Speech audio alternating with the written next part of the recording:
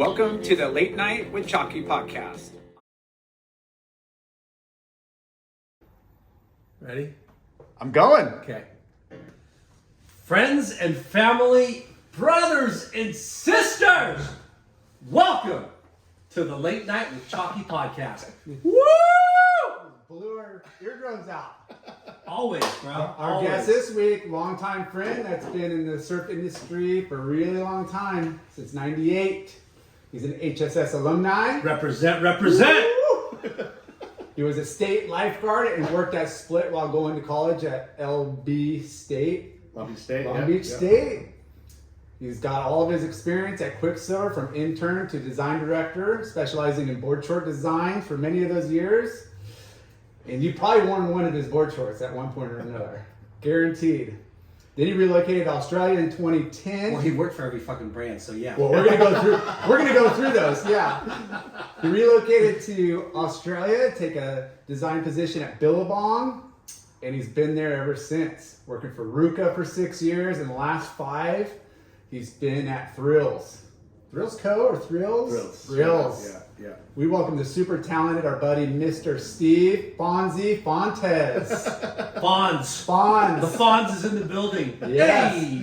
Thank you, guys. Good. Welcome back. Reunion. This is. Welcome Yeah, back. I know. Thank you. Stoked to get you over here from down under.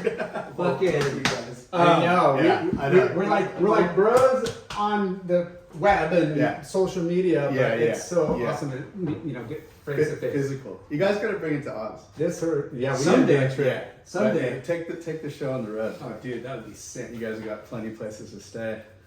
Oh yeah. All right. Let's start at the beginning. Fonzie, where did it all begin? The surfing. Surfing. Yeah. So I guess I have a lot to thank my mom for. My dad worked for Department of Water and Power, and it was always up in LA, but my mom was here in Huntington Beach. And actually, like when I was born, they were living in Whittier, and then they moved to Huntington. God bless them. Yeah, I know, 100%. Yeah, so it could have been a very different story. I probably wouldn't be where I'm at today. Yeah. But my mom, like my brother Ed, rest in peace. He's passed away when I was 10, but he was a surfer. Wow. From Whittier, but yeah, How old? he had a crew. He was 28 when he passed. Oh wow. Yeah. What was your guys' age? I was a full conceived in a bearskin rug. I was like, woo, 13 years difference. Okay. Yeah, that's my closest brother, and then Ed, who's passed away, who's 16, and then my sister's 20.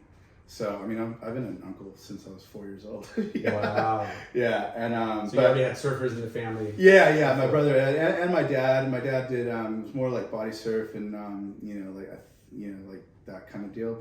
But then it was Ed that I always like. He was my idol. I just wanted to be like Ed. And I remember when we moved, we would always we'd been to Hawaii, and he'd push me into waves and just some boogie board stuff. But my mom took me to Chuck Den. And What age? yeah, this was in the 80s. So probably I don't know, 82, 3 or Which if people don't know, Chuck Dent was one of those Gnarly shops. That's where yeah. the gnarly It was. I mean, every shop on the street had their little clique and their little crew, but that was the kind of middle of the block. You had surf shops up and down from there, and that was the kind of mid hangout. Yeah, It was really popular. and my mom. But the dudes that worked there weren't they weren't invited. No. No. Paul Evans would duct tape us to the pole, pants us, Noah Bedros freaking doing bad stuff out back with chicks or in the dressing room or. We're gonna have to cut that part out. No, but and then that's the thing. My mom. I mean, she's from Boyle Heights. No. Well, LA. And no, affiliation with the culture of surfing. Yeah. But she knew I wanted to surf, and that's what kind of mom she was. And Mexican Americans. Yeah. And she took me in there, and just I think it could have been Rock and Fig that actually helped us. And I just picked out a board that I just like the logos, and the colors and everything. The logos. Yeah. The logos. Yeah. How old were you? I was probably, I don't know, 9 or 10. And you had already been surfing. No, not really. Not I really. was just kind of learning. I was actually funny. Bodyboarding. Well, it's funny looking at the junior lifeguard because I did junior lifeguards, and I rode a Doyle for the first time, and I stood up and I was like, oh my god, this is amazing, you know. And that was probably like around 9 or 10. But your brother was a surfer. Yeah, he was pushing me into like. And he's 13 years older than you? 16 he was. Yeah. Damn. Yeah. So I was like, he'd push me in on my boogie board, and I just like stand up as you know do, and I just never wanted to get out of the water. Yeah. And then so she got me the board. What was it? Rock and Fig. Oh, it was a Yeah. Okay. Yeah. And then we went around the corner to Robert August, and George Lambert. Sold my mom a Victory wetsuit, like a spring suit. Ripped me to From pieces. George. Yeah. And like little did I know that like George was I'd know George later on in life, but it's like my mom just didn't care like about the culture or anything, like how staunch everybody was. Yeah. She She just went in. She's like, my son needs a wetsuit. And he's like, oh, okay, cool. You know, so it was rad, and I thank her. I mean, you know, even coming back home on this trip, like, man, she's just been a big figure in my life, and Awesome. yeah, so it's that. Were you gonna say the wetsuit ripped you up? Oh, dude. I just remember literally taking it off. You guys remember too. It's like you just have like you look like just All the just suits, veins. but at least Well, Victory was Blind stitch. Blind stitch. Like, yeah. Like there's Did flat stitch. Victory make overlock suits? Not one, No. right? It was all blind stitch. It was the best Yeah, or maybe way to make a suit. Yeah, Yeah. but it The was, warmest, not necessarily the Most stretches. comfortable. Because what was the Blind stitch. no? Oh, overlock. Yeah. So overlocks had a little bit more give because it wasn't Yeah. flat seamed, but those rashed you like even worse. Yeah. But the rubber didn't stretch. Yeah, well, that one I got, I remember it's like suit. It was like that smooth skin, like really, I felt like it was like a dolphin. Yeah. You know, dolphin, like this whole Smoothie. full smoothie, like gray, aqua legs, aqua arms. So you got a fucking board and a wetsuit the same day? Yeah. She You was spoiled son of a bitch! yeah, she was good to me. She was really good to me. And then, because I grew up in North Huntington, so I went to Marine View, and that was like Slater, Graham, Warner, Springdale, like in that track. And then I would ride my bike with Chris Yakura. Yakety Yak. Ride my bike with him, other friend Eric Goodwin, and then so even turned into later on like Anthony Marcotti, Everett Yee, like all that North Huntington crew. We'd The Marina crew. Exactly, like Brady and Alper and all those guys. And, So you guys were, was it 33, right? Yeah.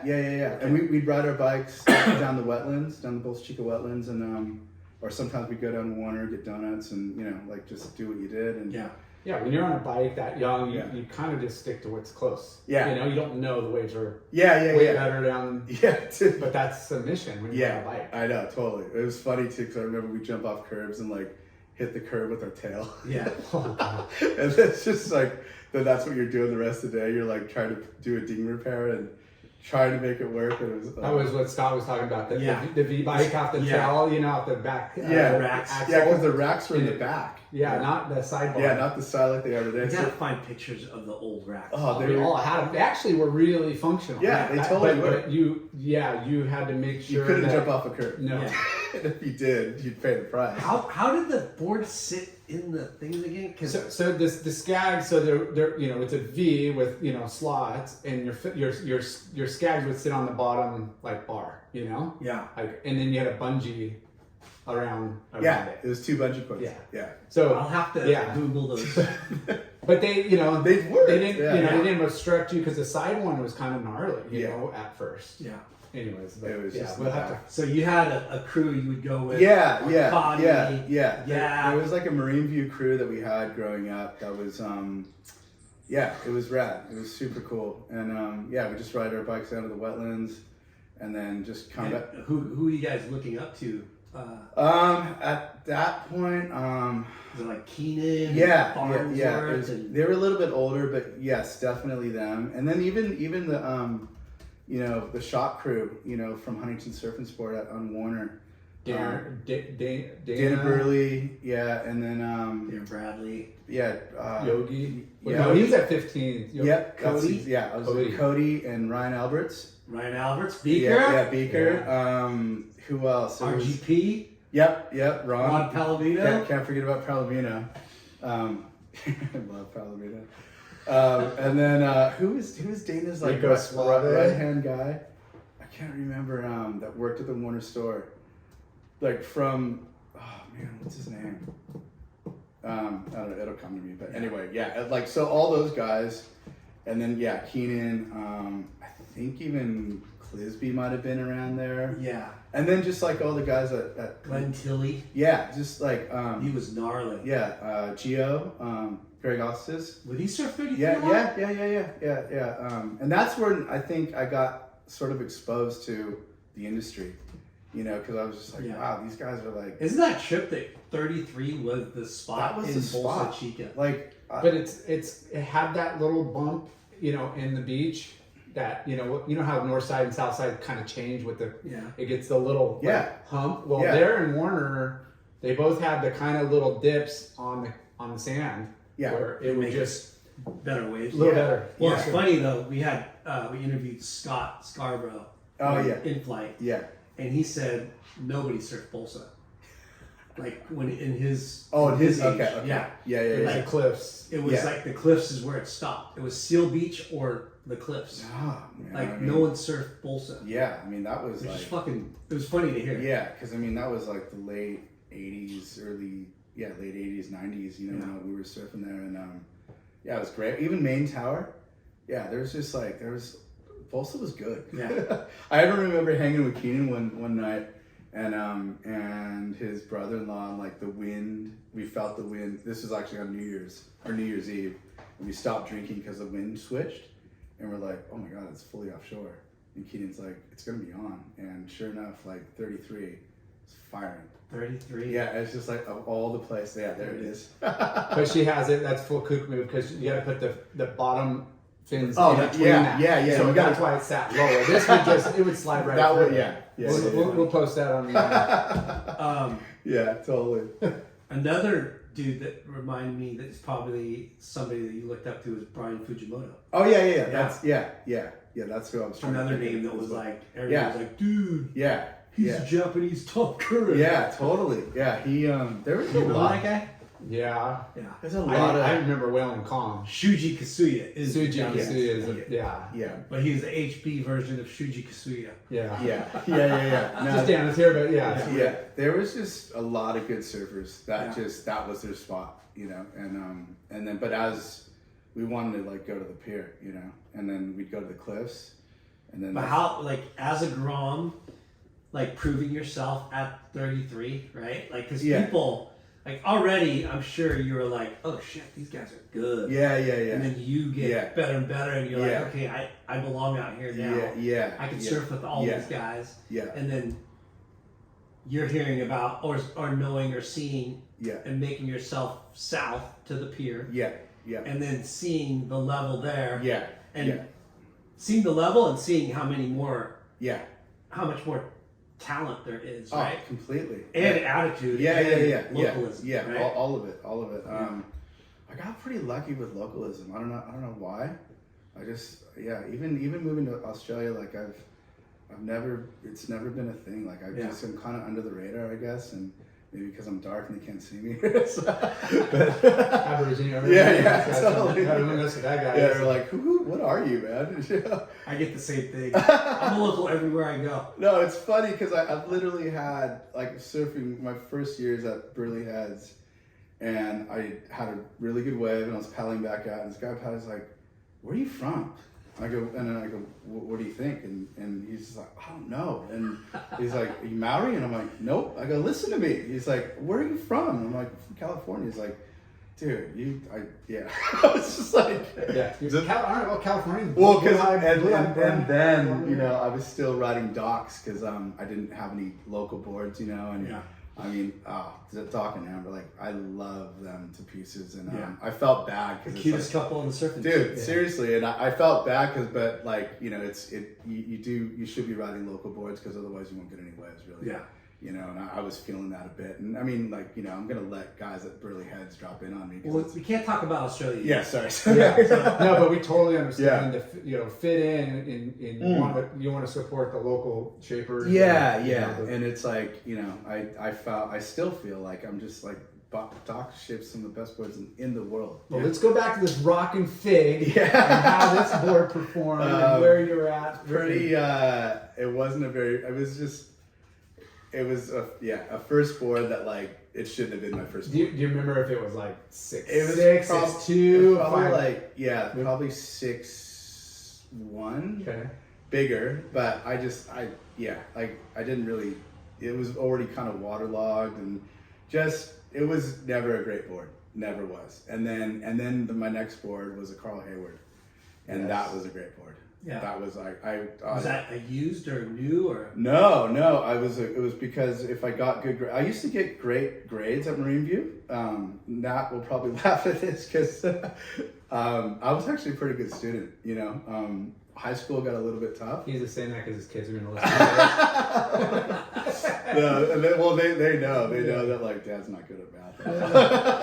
But if I got good grades, like that would, you know, that was a goal, you know, and You got rewarded. yeah, for sure. And I think that's what was rad about my parents and like the work ethic when I was little is like, if you do this, you could do this, you know, or get this or whatever, like just a prize at the end and just for all the hard work and then, you know, chores and everything else. So my next board was a Carl Hayward, and that's where I'm like, okay, now I'm figuring this out. And Carl Hayward and Ballaster were kind of like young, like they were, you know, when I was growing up, I'm sure we're pretty close to age, but they were like Popular. really popular. Trendy. Yeah. Randy Lewis was still too, but Doc was emerging. Yeah. You know, there were so many shapers on that. Like Doc had a shop. Yeah. And Randy Lewis, Carl Hayward, Ballaster, Robert August, and then you got George's, you got Jack's, you got Chuck Den, and you got with Within the gnarly HB local hot talent. They were riding Hayward's, Doc's, Randy Lewis, yeah. That was the trendy, like, you know. Well, even where I think did Hayward have a shop where Wahoo's was? That's or across is the street. Okay. Hayward was like where on the Jack side. I thought it was on the opposite side. It was at the last slot before the alley. Yeah. So Jack's had the first Doc had a spot on the other side. Yeah. Okay, maybe that was it. But Mad Labs. Yeah. But next board was a Hayward squash tail and just it was rad. It was so good. Did you have the wishbone fucking airbrush? I didn't have the wishbone. I had just like these green like lambs coming up the front of the nose. Yeah. Just Carl Hayward, and I even put Gorilla Grip on it. Dude, front and back? Yeah, and it was sick. It was rad. One of those guys? Then I was. Well, I learned. We only had Astrodeck and Track Top, and then Gorilla Grip. Gorilla Grip. Well, they had came it in, there. Yeah. And it was like I have a board. I have photos full deck. Yeah. One time I've had it, and I think I was 13 with a full deck of. Yeah. I think I rash. It was such a. It was a people phase. still do it every once in a while. What was like this? Australians do it. No. And you know what else in that time? The spray. Oh yeah. Yeah. It was the that's right. extra spray. Yeah. I had that on one board too. Yeah. Cool. Yeah. But even going, I remember going in Hayward's shop. He had mango in there. Yeah. I think he had victory wetsuits and Alita. Oh, Alita. Robert August had that. That's right. Yeah. That's right. Yeah, that's right. And now it's Dwight Double D Dunn. Yeah. And Carl Hayward. Yeah. Yeah. And then I think even maybe Billabong was in there too. Yeah. Maybe. Yeah. Lance Barron was probably working there too. Yeah. Right? Yeah. And I just remember then just.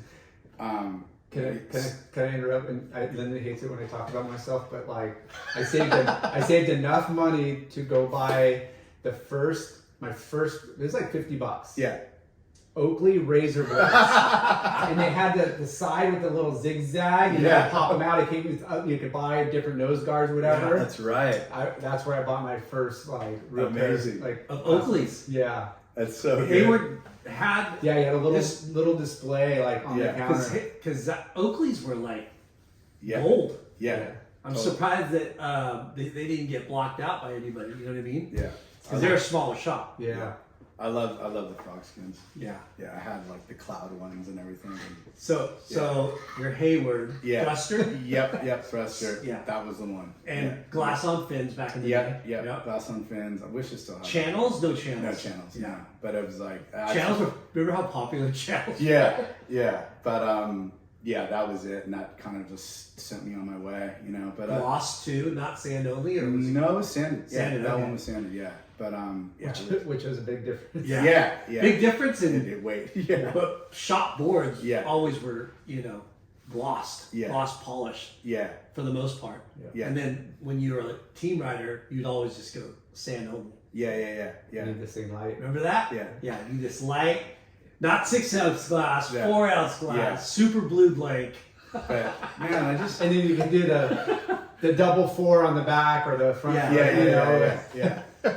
So Where the lambs are going. Yeah. They're so bad. So that was and that's like kind of sent me into just surfing all the time. Just want to get better and better and better, and surfing at the cliffs, and surfing a little bit at the pier then. But it was still always kind of like going up the beach and like kind of graduating in a way. It was Yeah. like cliffs or it was like last bathrooms, and then which is what Bolsa Jetty now, and then cliffs or Sea Point, cliffs, Golden West, 20th, and then 9th, and then eventually the pier. yeah. But it was tough. I mean, like riding our bike, it was just like it's a mission, Yeah.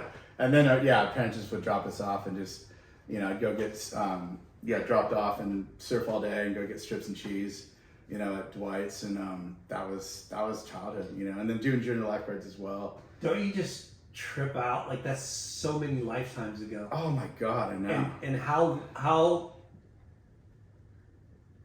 how much you look forward Summer. to summertime. Yeah. And like how long the school year felt like. Yeah. And then summer, it was like the older you got and the more that you were like independent and surfing all the time, the shorter that summer got and the shorter the days got. You're just like, what the fuck? Yeah, no, 100%. Because when you're young, you're like, oh, we got all summer. Yeah. And then you get to summer, you're like, holy shit, it's already August 15th. Yeah. But Totally. what would you guys go to HSS Warner and hang? Was that like a ritual? Yeah, that was kind of always like on our bike path, So yeah, we would do that for sure. Well, but I think before that it was more 15th Street, and 1506. Yeah, 1506. Yeah, and then What was the sandwich shop next door? It was called like Honey Pot. It was Terry, and I don't know if it was called the Honey Pot when she owned it, but yeah, it was Terry something. Yeah. But so HSS. Yeah, Do you yeah. remember who was it? Yogi? Was it? Man, then I'm trying to think of the dude that was working with like good friend of Dana's, brown hair guy, Pat. What's his last name? Shanahan. Yes. Such a good dude. Yeah. Such a good dude. Pat And Shanahan. He's a teacher now at LMU. yeah. He's a math teacher. Rad. Yeah. I forget that he worked there.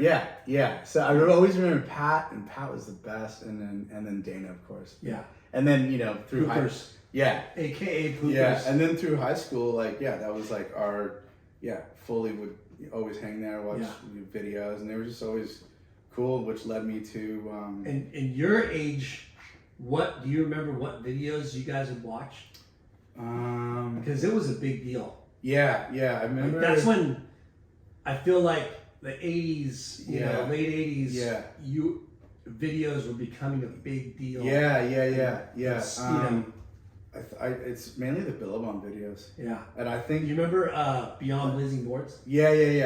No, I definitely remember that. But The Billabong ones were, I felt, the music choices were more on trend, and it was like the hot, versus like the guy, it was just a different feel than some of the older movies. Yeah. I equate Billabong Surf in the Summer into those days. Yeah. When they showed Kern versus Aki at Bell's. Yeah.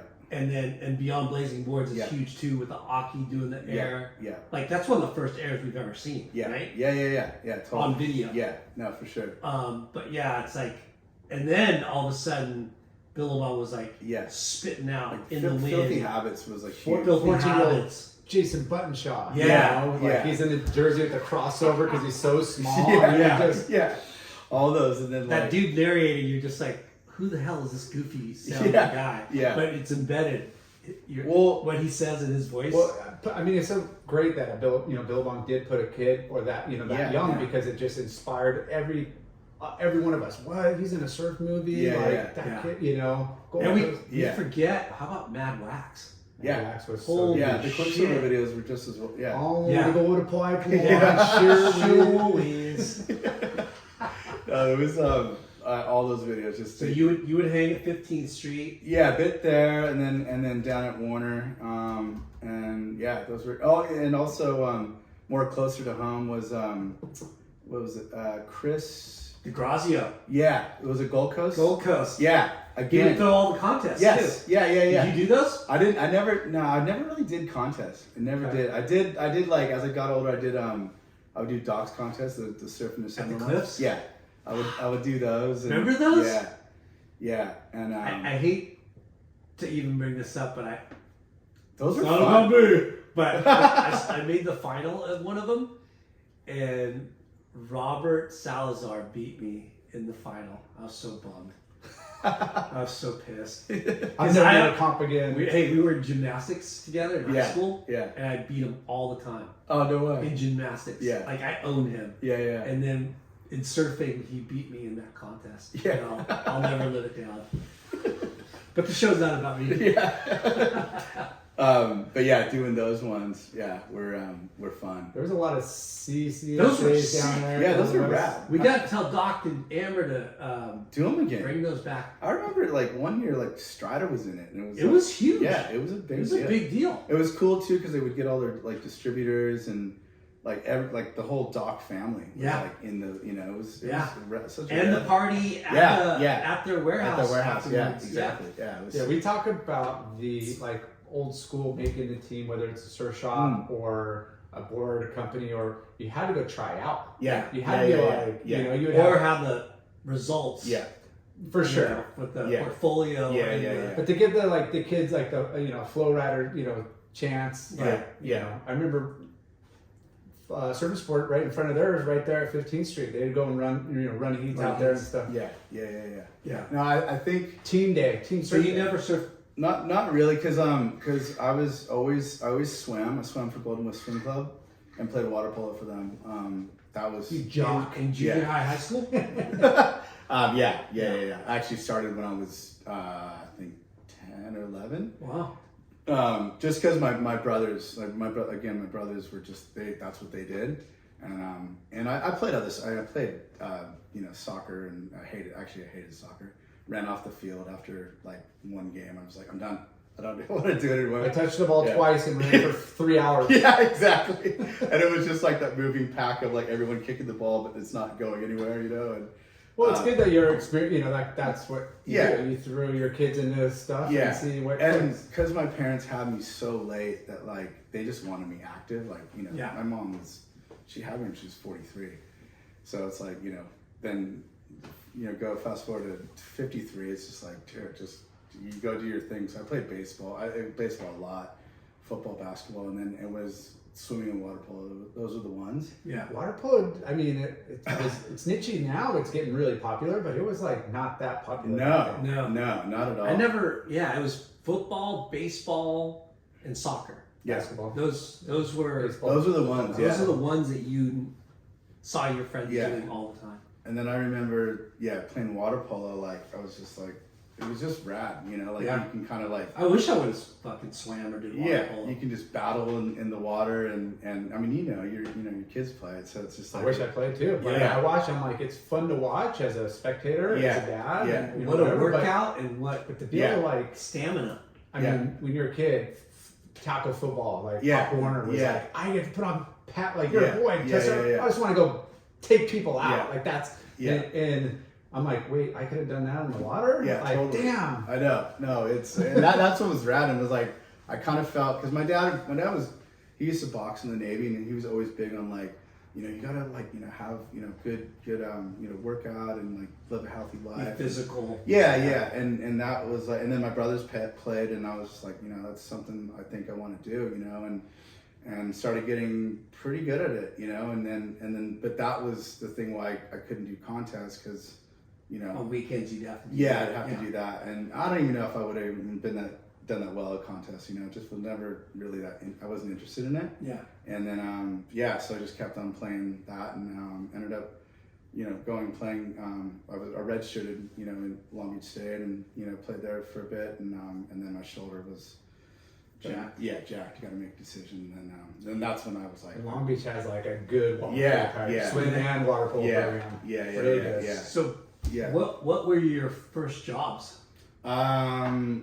I got lucky. Like, well, my parents, they didn't really believe in like, working, they At were school. Yeah, during school. So like focus on school. But then my first job, 17 years old, was Huntington Surf and Sport. Yeah. So Warner? That was Or Warner. me? Warner, yeah. And who hired you? Dana Burley. Yeah.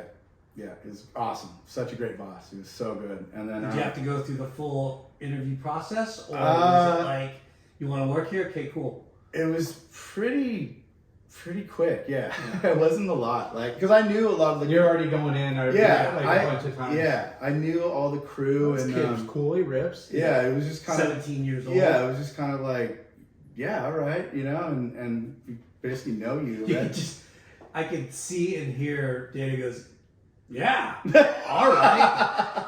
Pretty Totally much. bored. Yeah. Love you. Yeah. But we talk about you couldn't just be some random to get No. a job there. You had to be a core surfer. Yeah. They had to know Back you. then it was And that was the definitely thing too. Like a we. prerequisite. Yeah, we'd see each other in the water, and it's just, you just know those faces, and it's just like, it's kind of like a community thing Do you too. remember who was working with you? I know early on it was Beaker.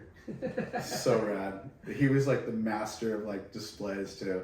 Was Like, it well, really? because we had to take it all, and like we had to do lay out like the shop. Yeah. And we were always like, because sometimes in the wintertime especially, like it gets pretty slow, so we're like, oh, let's make a new shoe section, and like do these boxes where they're like, some are facing in, some are facing out, and like you have this multi-level of like airwalks and stuff like that, just Airwalks and Vision Street. yeah, totally. Uggs. Yeah. Uggs were huge. So yeah, but then my other job when so I was doing Huntington Surf and Sport, and then tried out to be a lifeguard as well.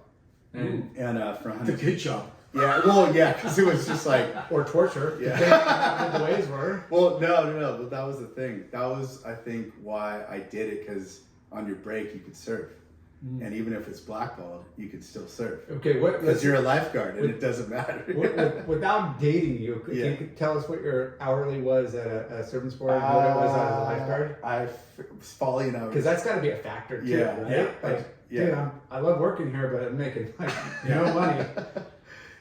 Steve Foley, as you guys know, we were Full high. we were just talking about this. I think it was like $7.50 an hour, something like Lifeguarding. that. No. That was at Huntington Surf and Sport. I feel like that. Yeah, around $7.50. But lifeguarding, I was making 10 normal hour, and then if it was overtime, you make 12. Back then. 12 to 15. Yeah. Damn. Yeah, and then if you work like 4th of July or Memorial Day, whatever it was, like the big holiday weekends, like you'd make double. Time and a half. Yeah, and it was good. Like, Yeah. I was like, oh my god, I can buy all these boards, and yeah, it was sick. It was So so the good. deals, that's part of the perks of working at the surf shop. Yes. Flow and then deals and Yeah. I was just gonna say. I got a shirt, a sweatshirt, and a leash, so they deduct that off Yeah, your check. yeah. And So I was that's just gonna say how like you worked lifeguarding for the good money, but then you worked at HSS for the cool factor. for the yes, deals. yes, and the deals. And like cool factor. Well, yeah, you yeah, were cool. yeah. It was rad. If you worked at It HSS, was- only cool guys got hired. I mean, That's why I was there. that's how. No, but it was like, and then I was, as I was going, into college from I was like last years at Marina, and then going to Long Beach State. It was cool because it's like, oh, this is perfect. You know, I can go to Long Beach State, do my classes like either in the morning and work at downtown and Main Street, you know, at night, or vice versa. I could work in the morning and then do my classes at night. Yeah. It was perfect. It was so good. What did you go to college? What was your like ambition? Like major? Yeah, initially it was just speech communications because it's like that's kind of real broad. Where like you can go into business, you can go into marketing, and you know sales. Yeah. And it was just like, you know, I remember one class in particular, like talking about upward and downward management. And it was basically just teaching you like, you know, just the layers of business, you know, and like how you interact with different people. And because you know, when you're in brands now, as you guys know, it's like there's so many people that you have to talk to and embrace, and you know, like, and especially if you have a major role. Yeah, if you have a role, like you gotta speak a certain way always, and you gotta be on your game. You know, you can't leave whatever stresses you have at the door. And that class in particular was just really like impactful to me because everybody at this company is important, you know, no matter what their role is, and make sure that you relate to them in a way that makes them feel like contributing. 100%. Like say hi to everybody, just be a good person, you know, a good human, and that was one that really stood out to me. And then so that was. And going back to working at HSS, I mean, I have so many fond memories of the camaraderie and the shenanigans, the jokes, you know, all of it. There's so many, there were so many, like, you know. Remember this? Not even hey, phone call, line 1, booty call, line 1. Yeah, totally, all that. The regulars and they came in all shapes, sizes, forms, and during the holidays, and during the holidays, they would fucking bring you cookies or snacks, or you know, because that was the thing about working at the surf shop. People love going there. So if you work there and they liked you, they fucking like hook you up. Yeah, totally. And that was the beauty of, I think, you know, little did I know, or we knew, that everybody that worked there in some shape or form was in the industry after that. A lot. A lot. And it was so just many. It's like a second way of going to school. I learned so much from everybody. We need to pull you know? one of those old alumni photos that they did every year, and then draw like you know, like where they're, you know, where they went on to. Because it would be like those detective things. Like a little like pistol. This guy, you know, started here, or you know, a red line or a red string tip. It'd be pretty rad to do because of the family tree. And it's not just service sport, but like you know, Surfside, Jack, Spider, you know, like all of them would have big. So going back to HSS, do you remember like those old time reps that used to come in? Oh my God! Like who was like your GT was the one. GT hands down was the one. I remember when they came out with what was that class? It was the hotcake. Hotcakes. Yeah, and he came in. He was just like, seriously, like, oh God, hotcake. He was like, here you go. Oh, dude, this is really hot. Here you go. And it's just dude, he's so genius. Dude, I was just like, this guy's amazing. G to the motherfucking T. Man. Yeah, but it's so genuine. Like he'd give you product, and then he's like, what's up? Like, talk to me. You good? Like, you know, just very the hardest working, funniest fucking all the above. Yeah. But how about the Gadauskas? Tom Gadauskas. Yeah, I didn't really have a lot to do with him. Yeah, because he's locomotion. Yeah. And Warner probably didn't carry locomotion. No, and even like before, like because I was kind of back and forth between Warner and Main Street, so I'd see different people at different times, and but even getting to know like you know a lot of the owners of the brands because they'd come in and eat at Jan's. And I remember, I think it was Mike Schuhmiller, because I was working at the Register. And like counterculture had their section right there. And he's like, you know, what's selling? And I was like, you know, oh, this is doing really well. This is doing really well. I go, that's horrible. I go, that's not selling at all. And he's just like, he looked at me like, he wanted to kill me. I was like, I go, dude, I go, you just asked me. I was just like, dude, it's like It was counterculture. yeah, And you said it's not selling well. yeah, Just one of the graphics. yeah. It was one graphic in particular. Yeah, it wasn't all of it. I thought you were saying like this brand, But- this No, brand no, it was sucks. like because he's like at a section. Yeah. And then, but what was funny about that, because I was just being honest, you know, and then Lockie came back, and he's like, should we want to come at counterculture? And I go, oh fuck, you know, like, Really? is everything going to be okay? And he's like, that's great honesty. He's like, pick out some clothes.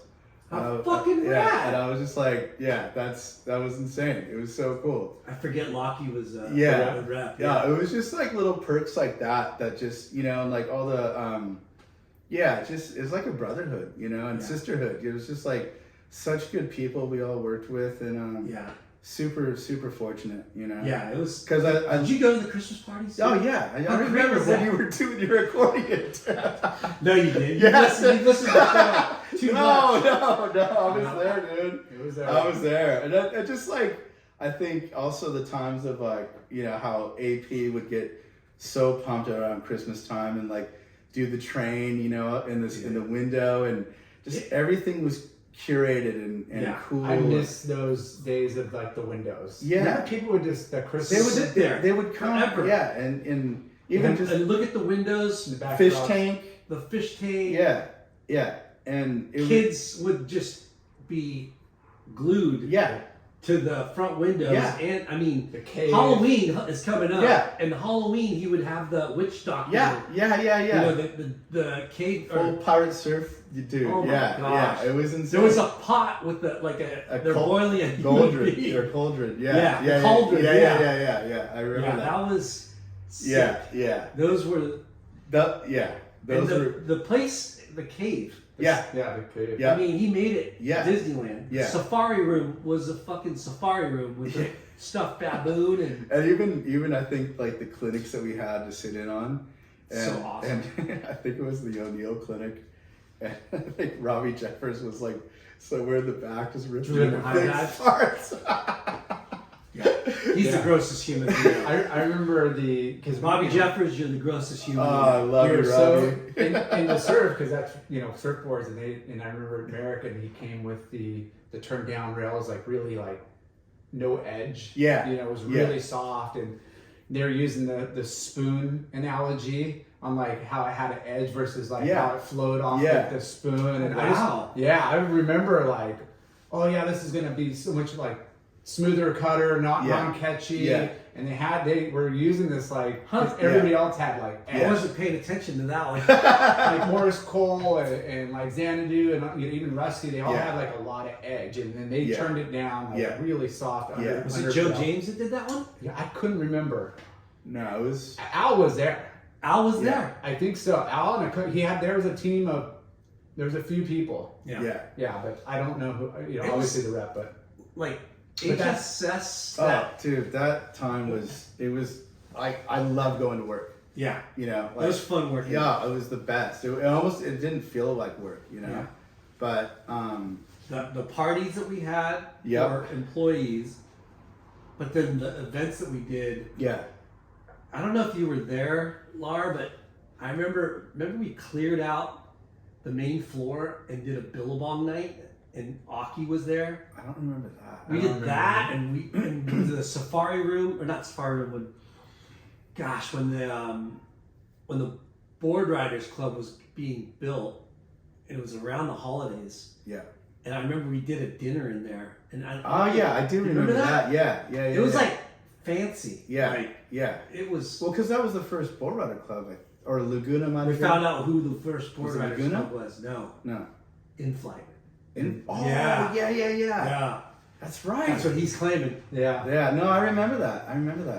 Yeah. That's crazy. But even like working at the one on Warner, because you would work with all the shops in the area too, and like some of my dear friends to this day, like Budmaster Polo, he was at H2O. Yeah, he was at H2O, but then even Harbor. Yeah. And then there was like Bruce Jones, like Benny Bigler was at Bruce Jones, and then the guys at Caton, and we all wanted to take care of people, and like, you know, we were all selling O'Neill wetsuits, and if, you know, we were out of one, you'd call them and hey, they'll look after you. And I forget about that. You know, that type of stuff is just like, it was just rad, you know, because it's like we were all rising up together. We all wanted the same goal.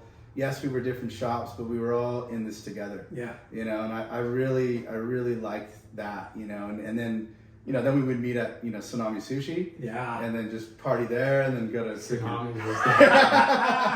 And you guys would come down. Beaver worked there, Joel worked there. Yeah. And Yeah. April worked there. That was fun. Yeah. And then, well, rest in peace, but Adler, just, you know, and everybody would congregate there, and then we'd go either like Captain Jack's or Daimone's and, you know, whatever. But like just those times like that, it was really awesome. Yeah. So going back to school, you were going for business communication. Yeah. It was pretty general. You weren't in design.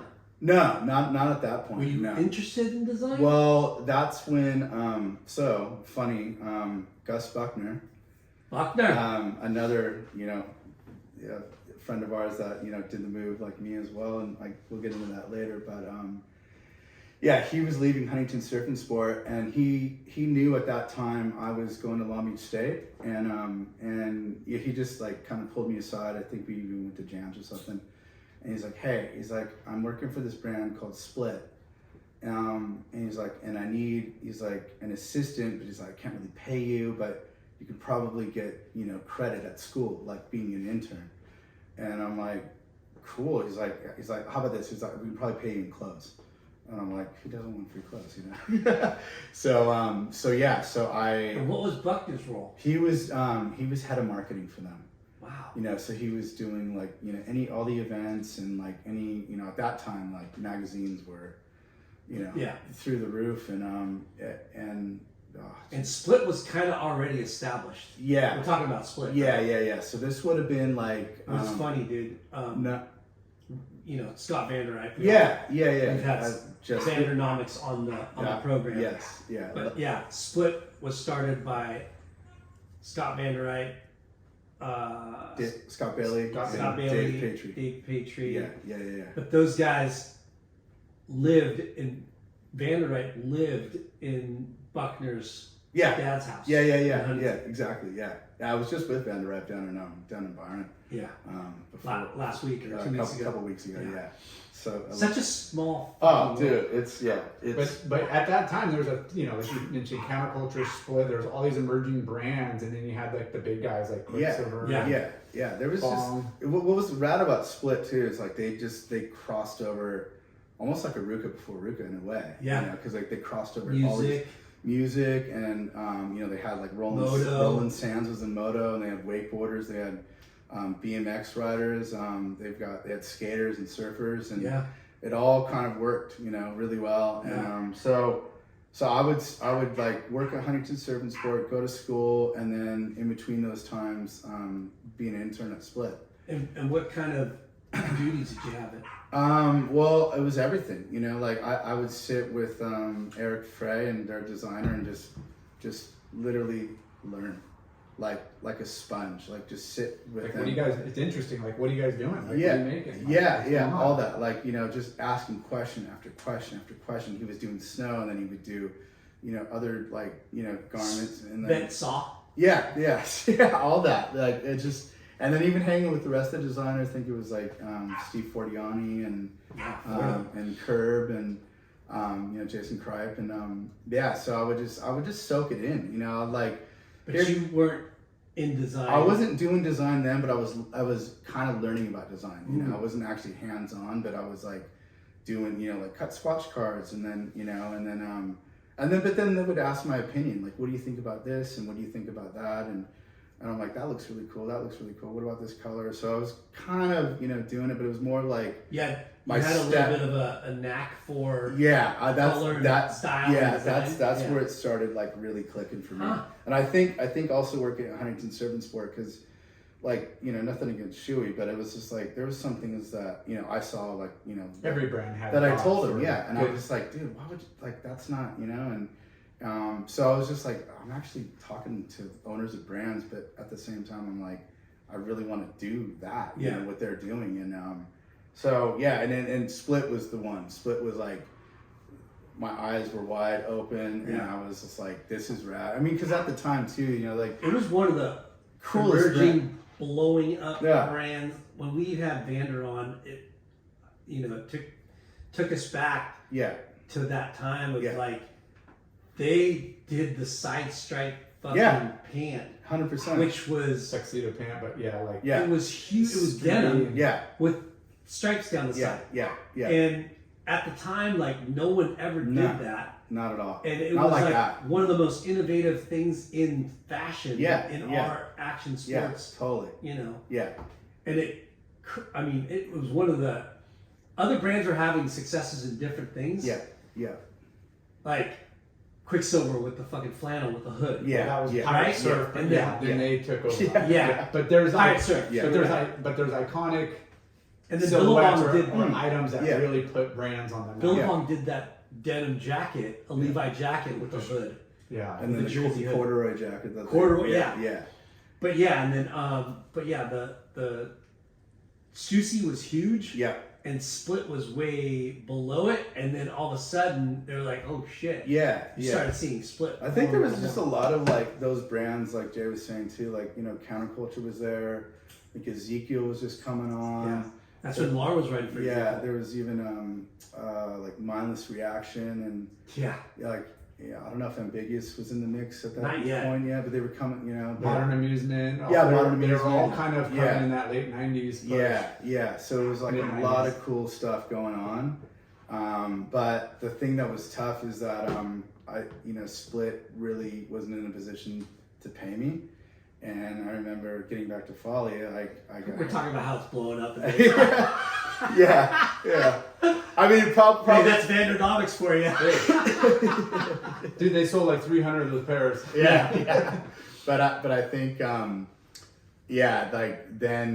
I was still going to Long Beach State, but that's when Tyson White. And where did Tyson White come from? So I went to school with Tyson at Marina, and he even then when we were at Marina, he had a brand called Against, and it was literally just like a hat just with oval logo that said Against. He had a coach's jacket.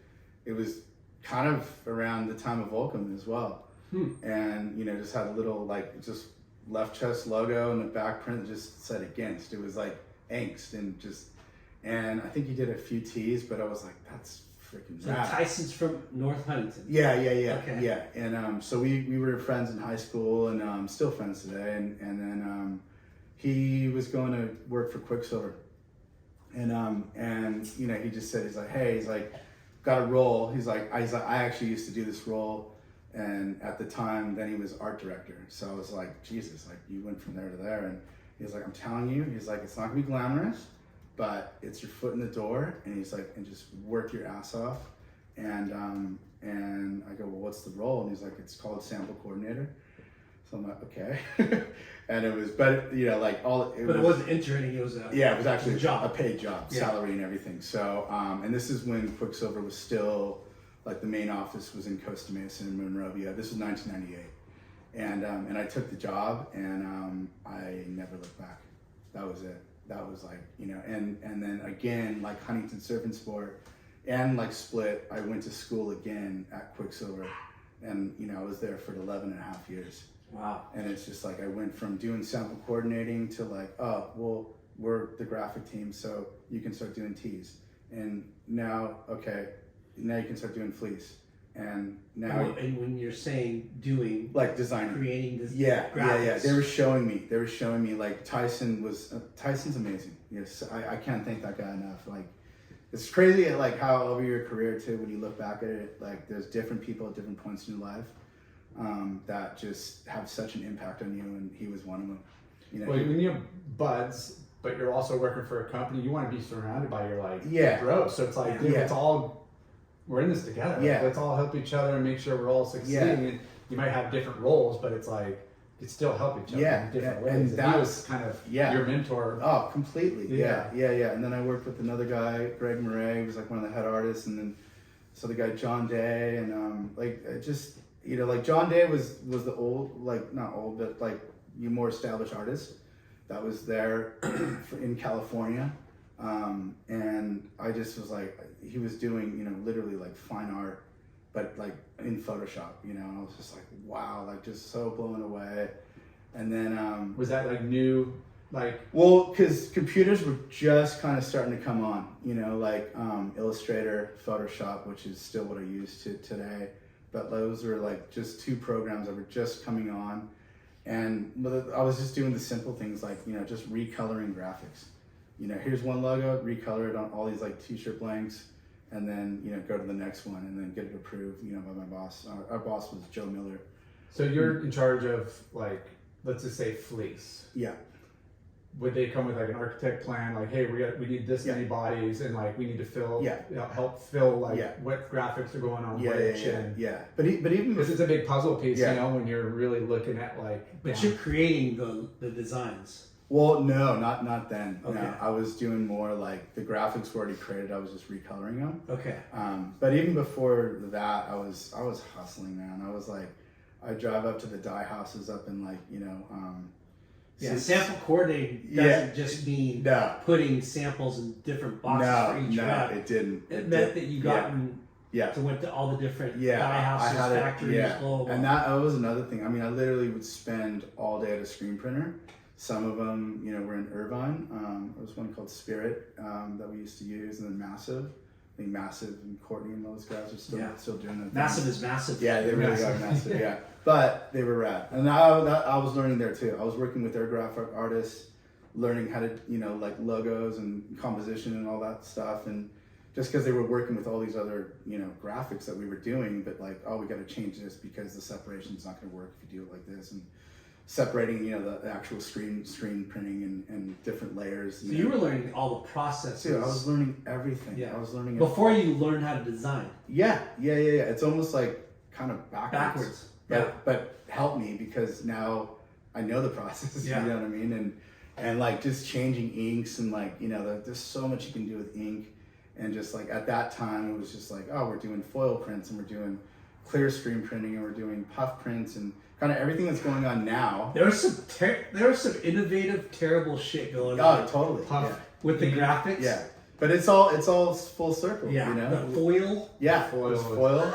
Yeah, all that. It was like bedazzled on t-shirts. Yeah, before bedazzled. Well, yeah, all those high density, like, massive affliction. Yeah. Like they had that shit. But our brand, Quiksilver, everybody did it. Yeah, I'm starting to get thirsty. Yeah. Yeah. Hint. Oh, thirsty. Okay.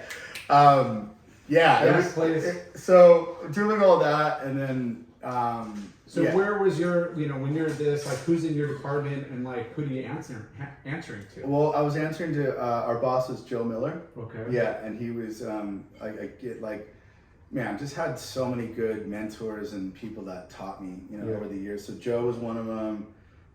And then the head of design at that time was Joanne Yamamoto, but also Boothy's wife, Melissa Martinez. So Joanne was like more the head of merchandising design, and Melissa Martinez was the head designer for Quiksilver. And amazing.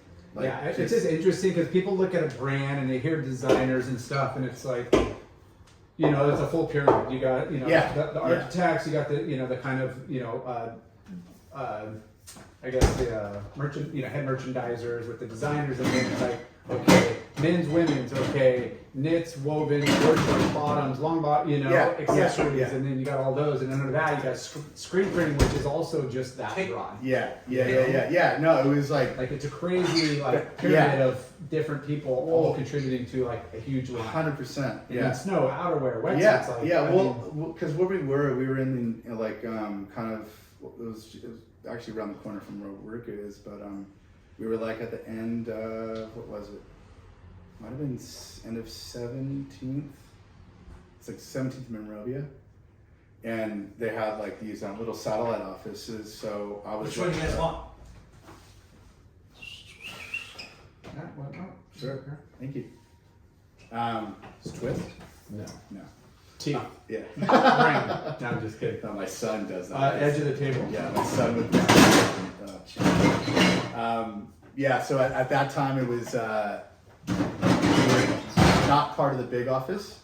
Yeah. We were like a Satellite office. satellite office, and then Quiksilver Snow and accessories was right over there too. So it was like we were, you know, the graphic department, t-shirt department or division, whatever, and then it was those guys were all right there, right in the same neighborhood. And then we'd go over to the Monrovia office for meetings, and it was just crazy, like times. Like how rad and like Lyndon said, it's, you know, to work for a surf shop, like, you know, it was a cool factor. Working for Quiksilver, ultimate cool factor. You're taking, you know, surfing with the crew or just coming in, salty, hanging up your wetsuit. Oh, lunch break. You were running for them? Yeah. That was it. Yeah, that's when I was there. Yeah, Dude, everybody. Quiksilver. I quit. Yeah. You were working there when he was riding for it? Pretty sure. Yeah, it was in 98. You were. I think by then I might have been at Ezekiel. No, 98. No, I was done by then. Okay. Yeah. I graduated. Oh, was that when we were at Surfing School? Yeah. Yeah. At 90, you know, I don't know. Timeline wise, I think maybe 96. My daughter. Five. Eve. Oh yeah. Nice meeting you. Yeah. I was by 98. I was gone. Long Yeah. time. Okay. But But yeah, it was amazing times. I mean, like that was like one chapter, because then when we moved to Argosy and moved to Huntington, then my role even, you know, continued further from there. Yeah. And that's actually when we moved. So I was doing all the, you know, teas and kind of like starting to do like logo stuff on the computer. So sample coordinator it became like I became like a merchandiser. So like just merchandising all the tees and all the fleece and all that, and then And were you like, when did you go, okay, this is going to be my career? I knew right away. Right then? Yeah, I knew right away, and also just a lot of the people I was starting to meet within the company. You know, one in particular I know who you've had on is Eric Diamond. Yeah. Edie, just like such a good dude, you know, and I can't say enough good things about him. And like just the people I learned from, you know, and that was just on the design side, you know, like learning from Tyson, learning from Melissa, and then there was a big Melissa Booth? Yeah. Melissa Martinez, Yeah. Boothy's wife, and then, you know, Jeff was always around too, and just all these like personalities. But then it wasn't until we moved to Huntington that's when things really started to change for me, you know, in my progression. And I started working with Eric, and I was doing board shorts. I was like this board short designer with him. So hold on. Yeah. From learning all the T's and tech whatever. side back. Yeah. Learning how to draw on the computer as well. Okay, so that's when you started. Yeah. Were you starting to design logos and art? Yeah, a little bit of that. Yeah, but And it was more like I started to kind of branch into more like cut and sew stuff, and learning about construction, and you know, because at that time too, I mean, this was late 90s. I mean, we were doing like, you know, just big panels on fleece and like, you know, engineered tapings, and just how many ways you can slice up a t-shirt kind of thing. Yeah. You know, there was like Radlin tees and ringer tees and just, you know, reversed out tees and just all the Remember how different... big ringer? Yeah, it's just like there's so much going on. I mean, it's funny talking about trends and blanks and stuff on that side, and you know, 3/4 cut baseball tees, and ragans to like the reverse print to washes to stone wash to acid wash to this to tie dye, and everything comes circling around back. And some of that stuff is trending again. There was years where at RVCA I was like V-necks, like we couldn't make enough. Like it was a baby, not the Euro V, the little baby V. Yeah, it was a popular for a while. Yeah, it was all like, those things. Bring it back. Yeah. So were you like ever just designing tees, or you? I was, and then when we moved to the Huntington Beach office, just the categories were growing, and Edie, you know, luckily like we got along so well, you know, because like he'd come over. This is when we were still in Costa Mesa. He'd come over and he'd work with John Day on like the Eddie Cow poster, and that just was like, you know, your whole time growing up, and you learn about that story of what happened to Eddie Cow, it really I just loved it. I love watching them, and then we'd go to lunch and just really got along really well. Yeah. You know, and then so that's what was real easy to like. You know, Edie was like, you know, it'd be rad to come do board shows together. Yeah. You know. And then now I'm learning again, you know, like it's like I just went from one to another, and Edie it was amazing. You know, I learned all about fabrications and like draw cords and, you know, like stitch, it was just everything, you know. And at that time too, when we moved, I mean, they had sewers at Costa Mesa, but then there was sewers in the Huntington Beach office. So, I mean, we could go back there and this is, I feel like a lost art or trade. Sample making? Yes, right there, in-house. And Shirley, who was one of the first sewers for Quiksilver, she was in the back, and that's who I dealt with. And I would like give her a design, or Edie and I would go give her a design or whatever, and she would sew it for us. And we would see like, oh, do those panels work? And, you know, does that work? And does that look good? And we didn't have to deal with sending anything overseas. It was all there. Yeah. So you would be able to like get instant feedback, and instant intel, totally, to move forward into production. Totally, yeah. Going back to, you know, learning it and seeing, and how Laura was saying, you know, a production schedule or a blueprint of the line. Where you're learning all this stuff. Yeah. Because that was like almost how I did things, almost a little bit backwards. Yeah. But it's so interesting. Yeah, you're looking at the timelines on the board. Yeah. You're looking at categories and like, okay, we have and SKU efficiency. Yeah. And like, okay, look, you were in this department, right? Yeah. Which was tees and printables. Yeah, fleece. printables and fleece. And then you get the cut and sew, which is a whole different ballgame. Whole different deal. But on the pie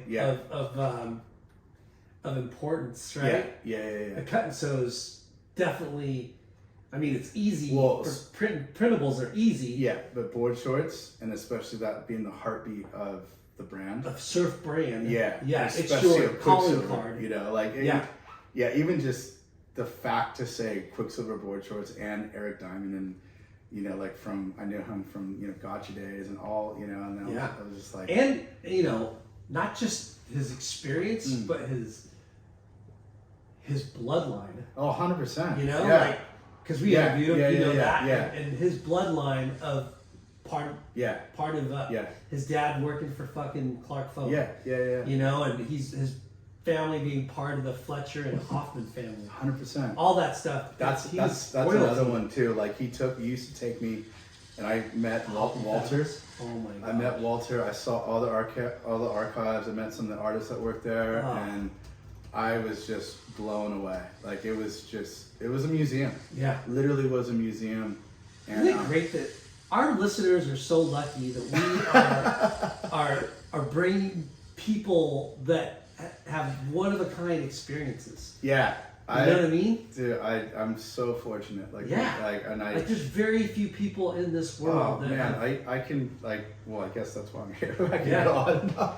I mean, even you know, going to well, it was getting back to like Edie. Like we had a really cool connection because he was really tight with his dad was Robert August and Sam August. And that was like kind of like the Huntington connection.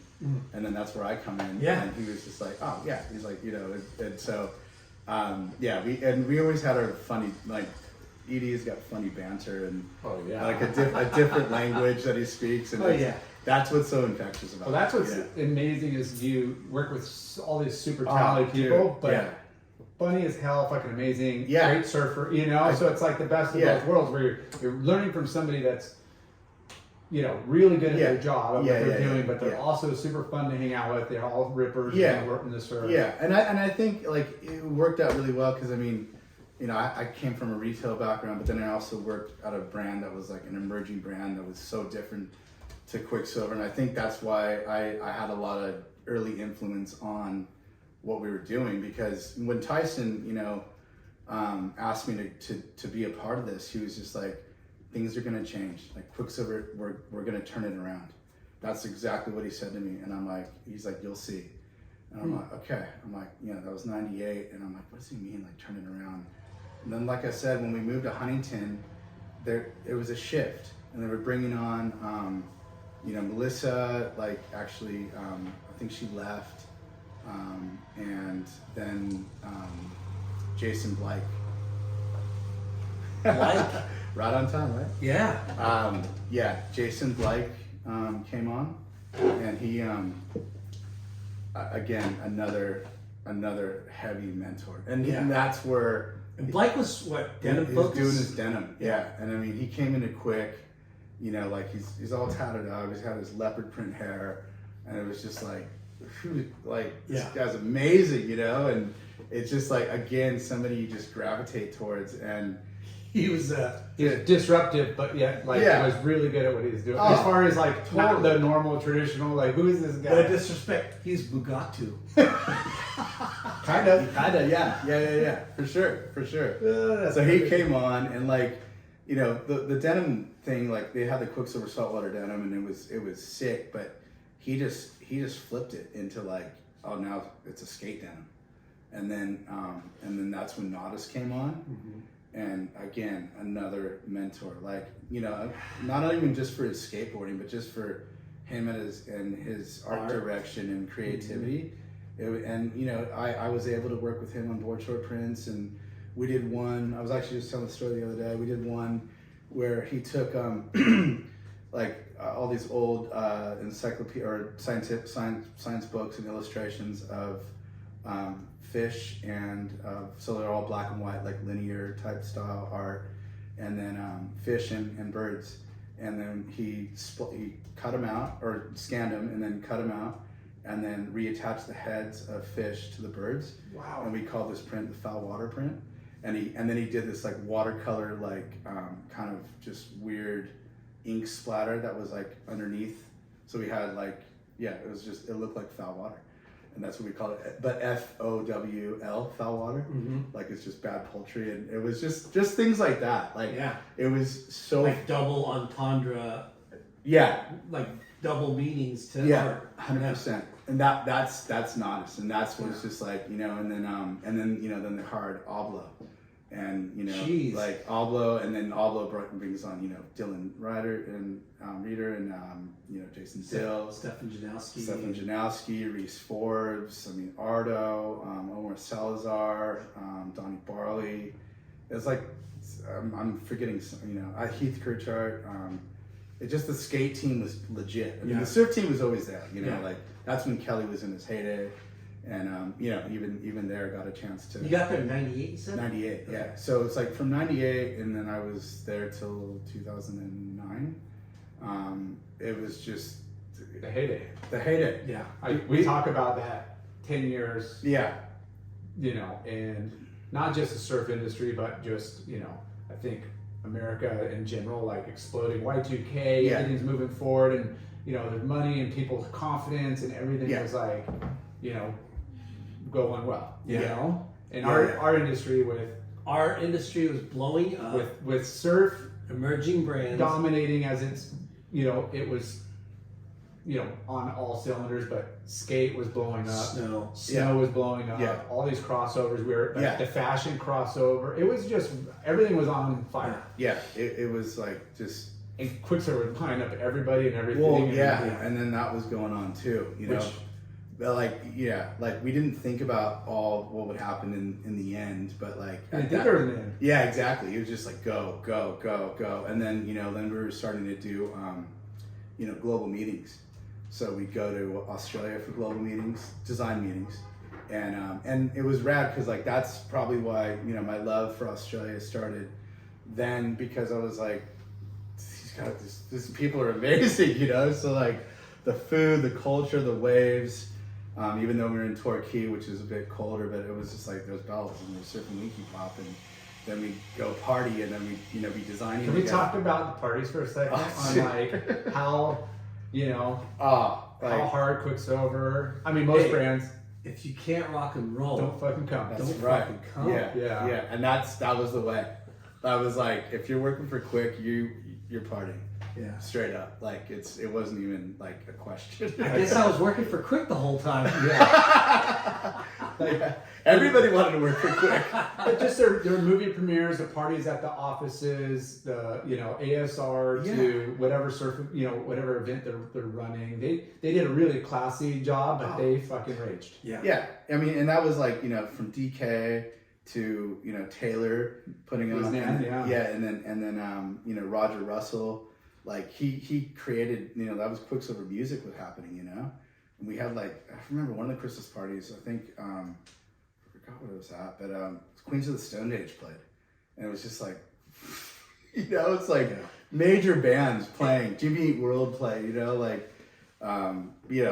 Eddie Vedder would play at like the Eddie Aikau ceremonies. And it was just... It's crazy to think, and it's sad to think where Quiksilver is today. Right? Yeah. But, when we talk about disruption and innovation and like trend setting, Quiksilver is the oldest brand. Yeah. And they've done it all. Yeah. And we forget that they did it all. Yeah. Because there's new brands that take it and own it. Yeah. And you go, oh, they're the ones. Yeah. And then you forget, oh shit, they were the ones. Yeah. Because when you think of like... They're a heritage brand that's paved the way for all of it. Yeah. And you think of like, skate, surf, and snow, right? Yeah. You think Volcom, right? Like Totally. Volcom is the one that had legitimacy in all. But if you really think about it, Quiksilver did it way back in the day. Yeah, yeah. I mean, they even had, the bowl event in Marseille, in France, which was like one of the biggest skate contests at the time. Mm-hmm. Quiksilver was behind all of it, Yeah. And the team to back it up as well. Like the skate team, I mean, these guys were all in Supreme, as well, and it just worked. Yeah. It fully worked, and also too, like, I think, how the teams worked and all the surfers as well. Like, we would do our trips to Hawaii. So I would go there, again, so fortunate and privileged, but I would go there. Yeah, think about all the trips this fucker got. We could, spend a whole episode. Sorry, I'm not on a business trip in Fiji. Yeah. I got the Quiksilver card, and I'm supposed to go shop and surf. I'm gonna go R&D in the Maldives. It was a thing. It was. No, so we'd go to Hawaii every winter, and we'd go to test board shorts. Of course. Because we developed a fabric while I was there called the Diamond Dobby. And I likes to say that all the time. Diamond Dobby. Diamond. Yeah. Every time. No, we developed that fabric, and which actually was funny. It came from, I forgot the name of it. It was a Japanese golf brand. And so you didn't have like a utility patent on it, you just used it first? Well, no, we changed it so we could. Mm. And we were in Japan, and it was, I forgot the name of the golf brand. It'll come to me, but it was like the best, like, wind resistant, like sweat resistant, like all these properties, and it was like in this booth inside the store. I think it was in what's the big store over there? Warsaki Sports. Yes, yeah, and it was in there. It was like in this golfer, like swing, like a mechanical like swing and everything, and he had these pants on, and then you feel them, and just water was wicking away. It's quick dry, and we bought them, and then we sent them off to our factories, and we're like, this is for surfing now. Like, could the property maybe do that for surfing and kind of like flow away from your body? That was the whole idea with Diamond Dobby. It's like just the way the intricate pattern of these diamonds on the inside of the fabric would actually kind of move away from your body like automatically, so you wouldn't have a rash. And when we have our global meetings, we'd always talk with the Aussies about like they always talk about the point short, because you snappers on, you're like you're just doing these laps, and you can't be like chafing. So the fabric kind of came from there, but and then so getting back to the Hawaii thing, like we would take all these trial runs of just different fabrics, different like like gusset panels. It wasn't just always a Diamond Dobby. It was just like different constructions, different fabrics we're working on, and give them to the team. Given at that time it was like Fred Pataccia and Fuller and Reef and Mark Healy, and even like, you know, like all the Gabriel Villaron and Otto Flores and Magna Martinez, like, you know, there's just such a rad crew, Clay Marzo, that we had over there that we would just like give them, and Kelly, of course, too. And give them styles, go out and test. But so Edie and I would, and then it became a few more of the design team.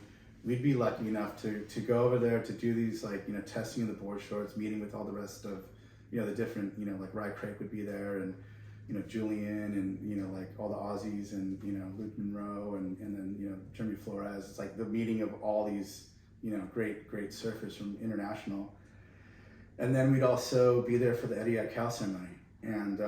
And that was just so touching and moving to be a part of that, because we would have to do a collection for the Aikau family and get their blessing. And, you know, like even we'd go into town to the Bishop Museum, and sometimes, you know, like a member of the family, you know, would maybe come with us, or even like our sales rep, Glenn Mancata, would just take us to the Bishop Museum. I don't know if you guys have been there before, but it's just the heritage of Hawaii, you know, just from the very beginning. And just because there's so much meaning in that Polynesian, well, all Polynesian cultures, but like, you know, just to make sure you're getting all the markings right on all the prints and all the tees. I mean, because the last thing you want to do is offend anybody, you know. So we would get a blessing and make sure the Eddie Aikau product was, you know, legit and good, and the message was right, you know.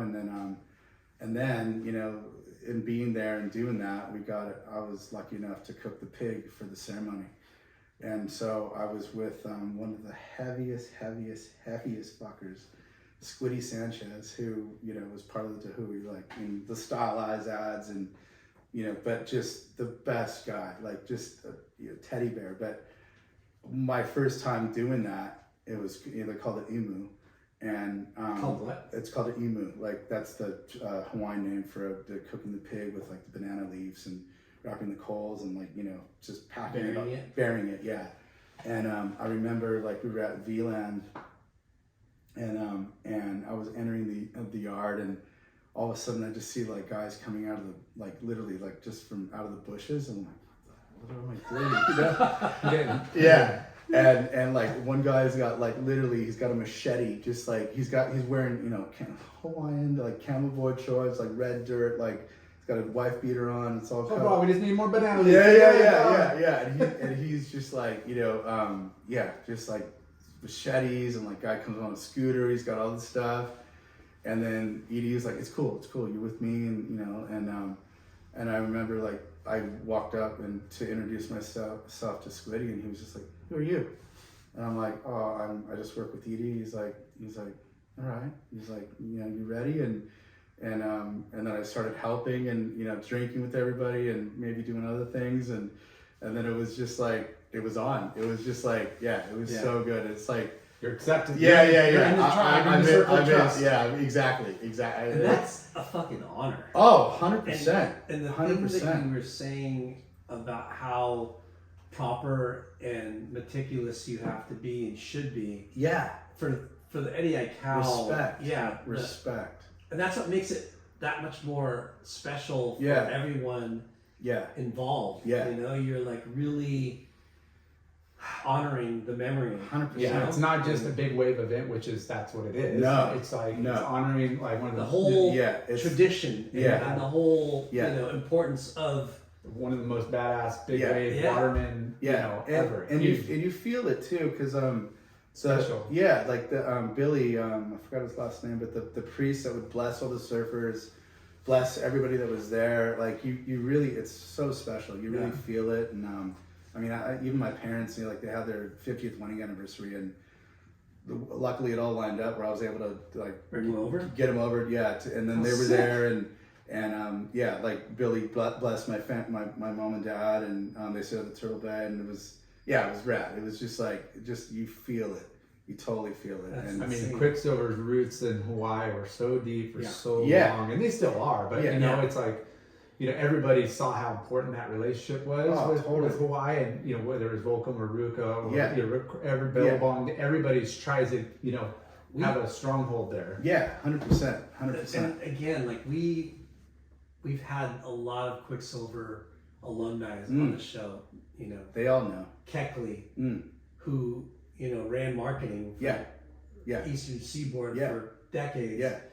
And how neat it was to hear him talk about his time with Quik and how proper and they did things right to where it really meant something to everybody that came under the umbrella or sponsorship or just showing up to an event. You're like, wow, they fucking dotted their I's and crossed the T's on everything, which is 100%. I mean, we would bring all the retailers out. I mean, like the sales crew would. Yeah. Like Holby and Glenn and all them, and they would just roll out the red carpet. Yeah. And it was like an experience that they were, and then, taking some of those retailers to the Pipe House that Reef ran, and just seeing when it's on, as you know, Jay, when it's, like the energy of Pipe, everybody coming through the yard. I mean, Andy was always there, Bruce was always there. It's like everyone's oh, even the best thing is, with Clay Marzo, he's got Asperger's, and he would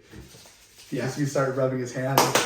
He's like, it's like 10 to 12 foot bombing pipeline. He's like, oh, it's just like, get me out of here. Yeah, but that whole energy, and then then we have a barbecue there with the retailers, and it's like you can't strip. It's like getting backstage passes to the best concert of your life, 100%. Which is for us surfers is Pipeline. In our world, that was it. That was it.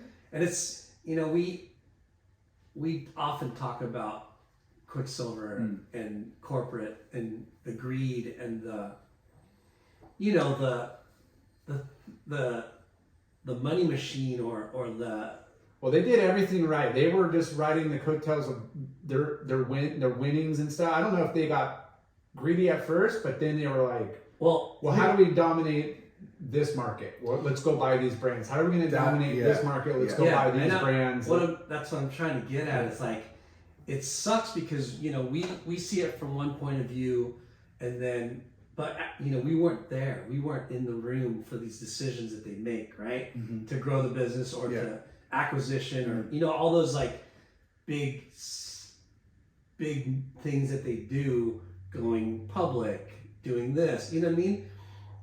That ultimately leads to demise. Oftentimes, right? Yeah. Or I think or whatever it is. You start to take your eye off the ball. I mean, surf was that, but also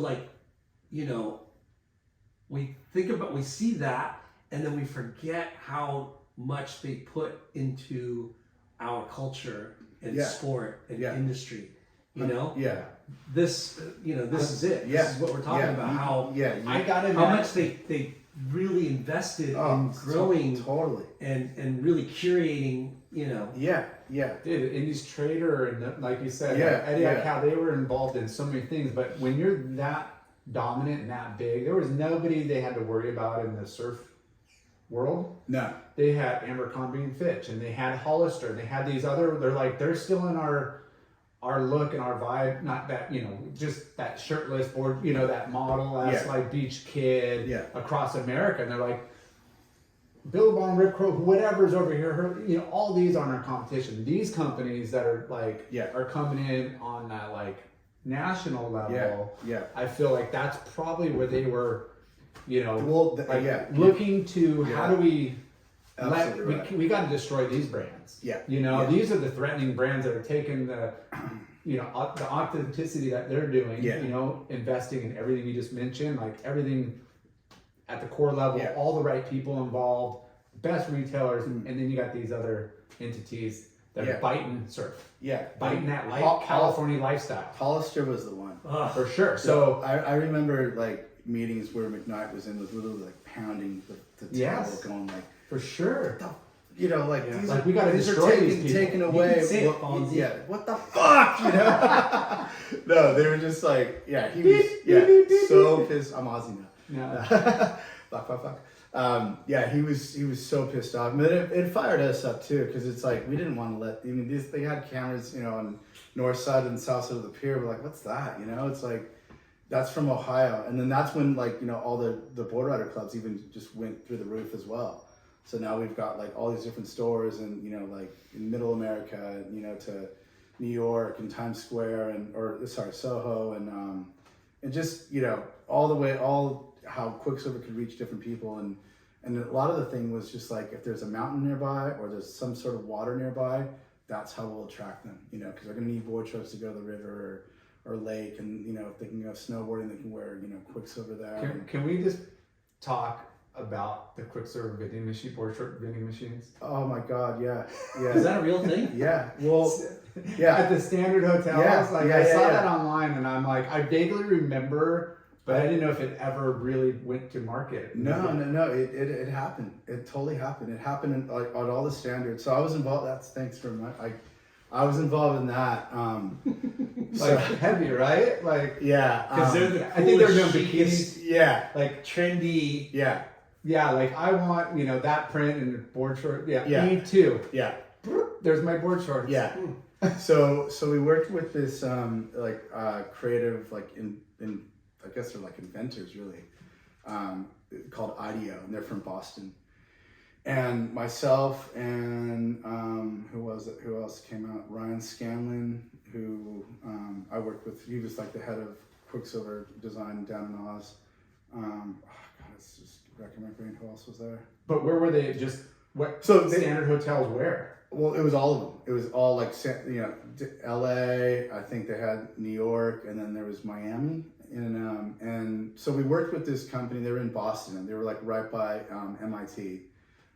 Just crazy nuts inventors. Like they things were like, they do tools for like, you know, brain surgery and like the smallest like little needles and like just thinking outside the box. Yeah. So we partnered with them, and it was just like, how do we do something different, because we're known for board shorts, but do something different than the rest of the brands we're doing, you know? And that's one of the things we landed on. That was the vending machine, and it worked. It totally worked. That's And we did like we did a scallop leg, and then we did a straight leg cut as well, and it was like embroidery in the back that had standard dual branded labels of Quiksilver and the standard snap front, and it was in diamond dobby, and it was insane. It was so cool. So you forget your board shorts, but then you're like, oh well, even though if I forgot them, like it's rad to to go and actually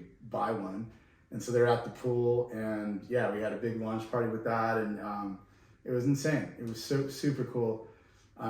But also what came from that, and in the end, we also had a patent that we made with, there was a fly construction we called the Neo Fly.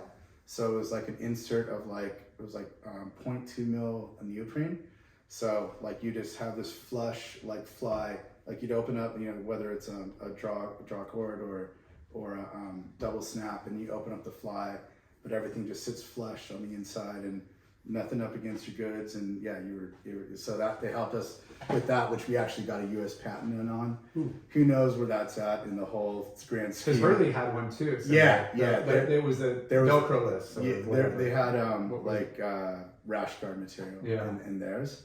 Ours was different because it had this neoprene, which is a little bit more durable. Because the rash guard, you can, like, if anyone has longer nails, frizzes, or you can like rip it really easy. Yeah. Where this is actually like neoprene, but you know, real lightweight. And so we created that with them, and just different marketing ideas as well with them. You know, and Nodis was involved with them, and just doing out of the box marketing. But the board short vending machine was pretty much that was pretty wild. That was rad. That was rad. And then they rolled it out to some hotels down in Australia as well.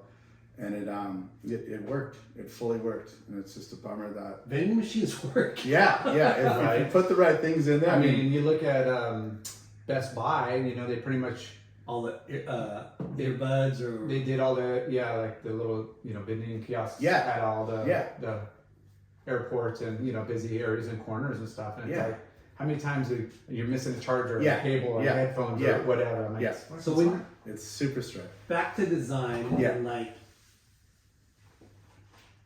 there was a board short war, right? You know, with you guys and Billabong and O'Neill and Hurley, Phantom, Super Free, Hyper Freak, Super Freak, and you guys and Quiksilver. Quiksilver went the other way, so we went more the heritage way.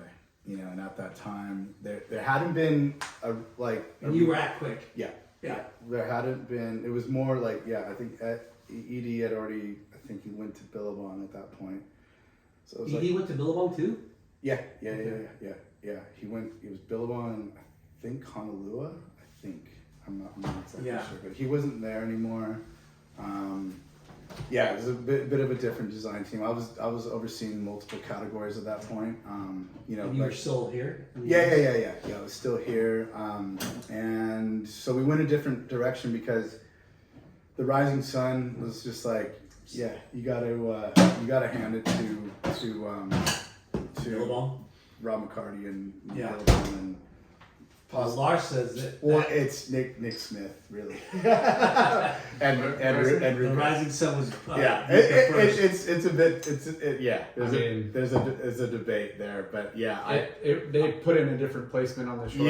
But there was I know that one, that Nick did, right? Smith, but anyway, so that was, they were on fire. They were, you gotta hand it to them. Hurley was on fire. Rip Curl had Mirage too. Yeah. There was a lot going on, and Quick just went a different direction, which they're still riding that same direction because it's like they came out with the first scallop lake board short, and then the arch lake board short, and then as well as again other amazing mentors I got to work with of Simon Buttonshaw, who's head artist from Australia, and then Peter Webb, rest in peace. He's passed now, but those two and how influential they were, because all those prints like the polka dots and the diamonds or the harlequins and the checkers and just the boldness of different panels, it all came from horse racing jerseys. Yeah.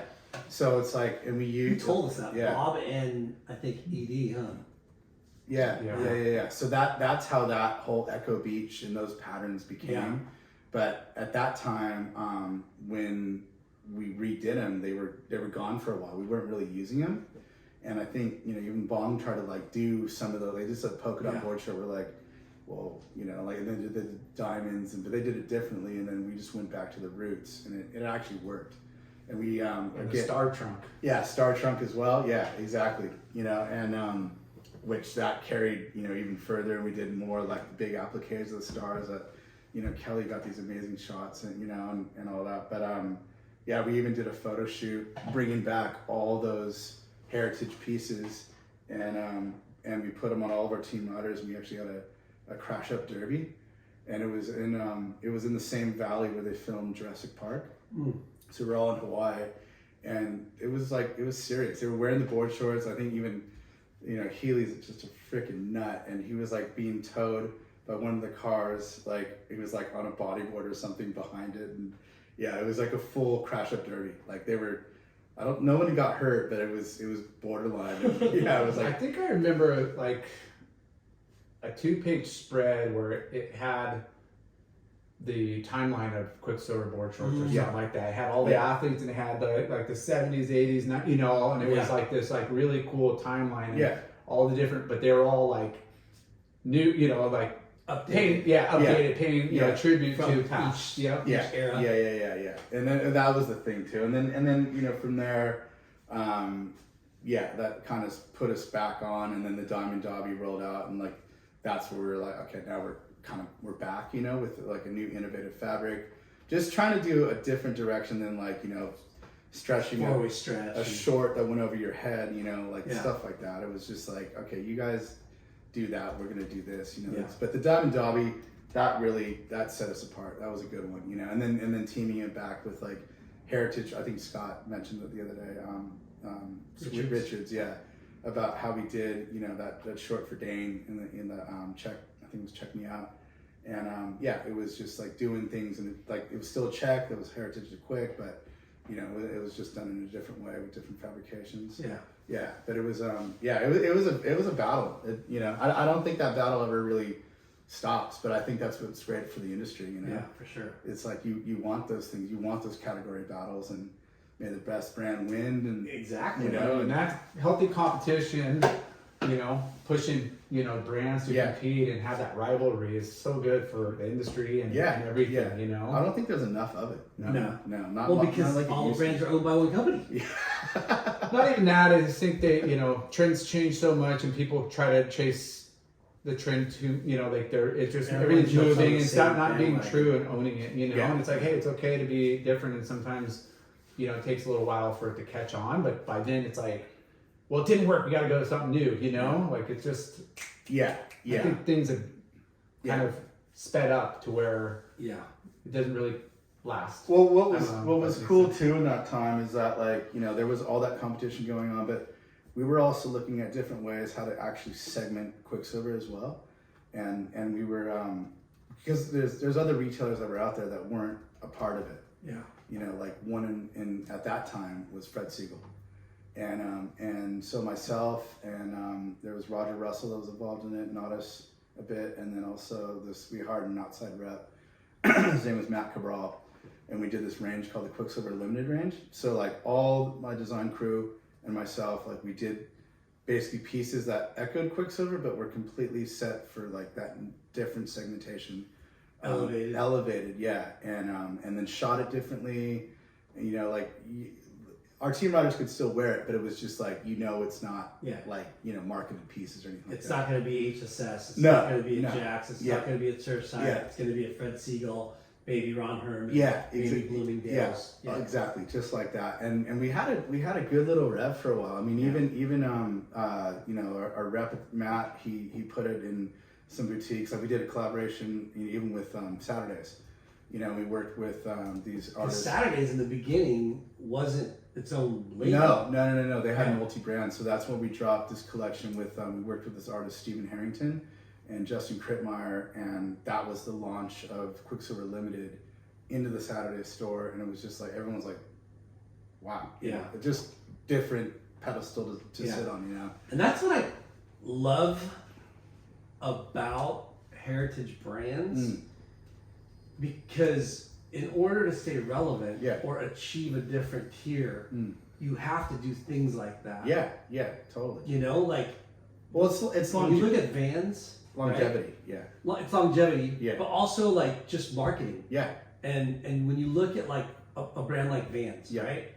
Which is available in the biggest distribution there is, right? Yeah. And then you look and you go, oh yeah, you can find that shoe everywhere. And then they go, hey, Supreme, here's a shoe for you, and it's only available here. And they go to like, what's a famous, is that Pete Smith or is it Stan Smith? Is it Stan Smith? Yeah, like an iconic shoe you're talking about? Like, no, Vans, but a designer. Paul Smith. Oh, Paul Smith. Yeah. Yeah, they'll do Vans collab with Paul Smith, or Vans collab with you know, whoever. But it's only available in one particular store in the whole wide world. Exactly. And Levi's will do it. And Vans will do it. And that was exactly the idea. You know, like, and that's cool. Because it gets your name in that circle. It just puts you in a different kind of elevations. But it all trickles down to like, oh, they did that cool shit. 100%. It must be cool over here. 100%. Right? And also I think, like, you know, there's some people that don't want to go to these mainstream stores and buy that mainstream. They want something different, and like, you know, and also a brand that they know is like, oh, that's Quiksilver. And they're like, that's rad. It's different, and it's not like that, you know. It shines a different look, different light, different vibe for your brand. Totally. You know. We even did, there was a pop-up that we did at this store. I don't know if it's, you guys might know, like, it's called Bluebee. It was up State Street? Yeah, State Street, yeah. So we did a shop and shop in there. That was the whole idea, to do these shop and shops and, like, you know, do one here on the West Coast, do one on the East Coast, and do one in Hawaii, and that was like the idea, you know.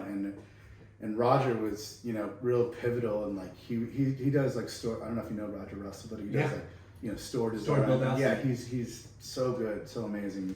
So he would do these build outs, and we even have, to bring it back to community, we had Doc take his part of his old, you know, floor and put it in the store. So it had all the fiberglass. It had, you know, like the horse that he sits the boards on. And then he also did a table for probably the size of this table right here, and he actually did like this kind of like resin tint, but it was like a fade into like the colors of the collection. So it's like it was, I think, light blue, and then it faded into white, and then it faded into purple, and then it faded into orange. And then the stacks of shorts on top. Yes, yeah. So it was like all curated, and then Roger, get like, because at the time we have to get pictures. Yeah. I'll have to find this catalog because it was, and Roger might even have these pictures, but I mean, it was insane. It was so cool, and like even to have Doc do a resin tinted table, it's like Doc's an artist. Yeah. All shapers, yeah. But I mean, like, he really loves that side of it. Sure. And we did this table and paid him, and yeah, it was rad. It was so cool, and it was just like, even to use the blanks we were doing, like on the t-shirts, just was different in the main collection, and everything was different. Nothing was like real kind of crossover. It was like if we did denim, like denim is a crossover, but like didn't do that in the main range, so it's just well, you guys have the money, the infrastructure, and the heritage, like Lyndon's saying, and it's like, why wouldn't you want to go outside your wheelhouse and try to cater to some of those different demographics? 100%. Like, and it's really, everybody knows Quiksilver is like the one of the best. They're a board short company, and like, oh, this one's special by this artist, and maybe it's got some tweaks, and it's unique and limited. Yeah, why not? It's really just. It's marketing. Yeah, it's marketing. It's a vehicle. Yeah, it's not making the company like all this money costs more than what they're getting orders for. But it was attracting a lot of people, attention, a lot of eyes, attention. Yeah. I mean, even down in Oz, like there was a creative group called Urchin that the designers there, like they were kind of like the backbone of Quiksilver Australia. So they did all like the big all the prints for all the board shorts. They did all the creative for them, all the ads and everything. But two of the designers, when I was actually just at Nick's with Sam Smith, and then this other guy Ed Davis, like they gravitated to that part of the Quiksilver line, and it formed even more collaborations to come. That's what's cool about those things. Is like other brands see what you're doing, you're like, oh yeah, and they're not and competing. artists non-competing brands that complement your line. Yeah.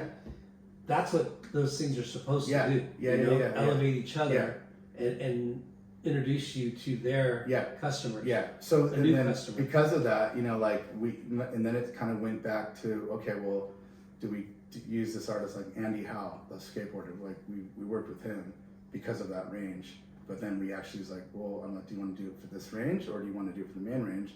It's like, maybe there, so more people will see my art, which is a great thing, So we did that collaboration. It's just like all these little things were spawning off of this, which was leading to like, oh, now maybe we can do something in snow, a print there, or something, different and one of a kind, snow pieces. And it was just a lot of just spawning of different things, and it was. I love that stuff. Yeah, it was so fun, fun, And you were there 11 years, and what was the reason leaving other shit. Fuck. What? Things off. Dude. Glad we got backup, bro. Dude, hold on. This guy's hokey and jokey. This is.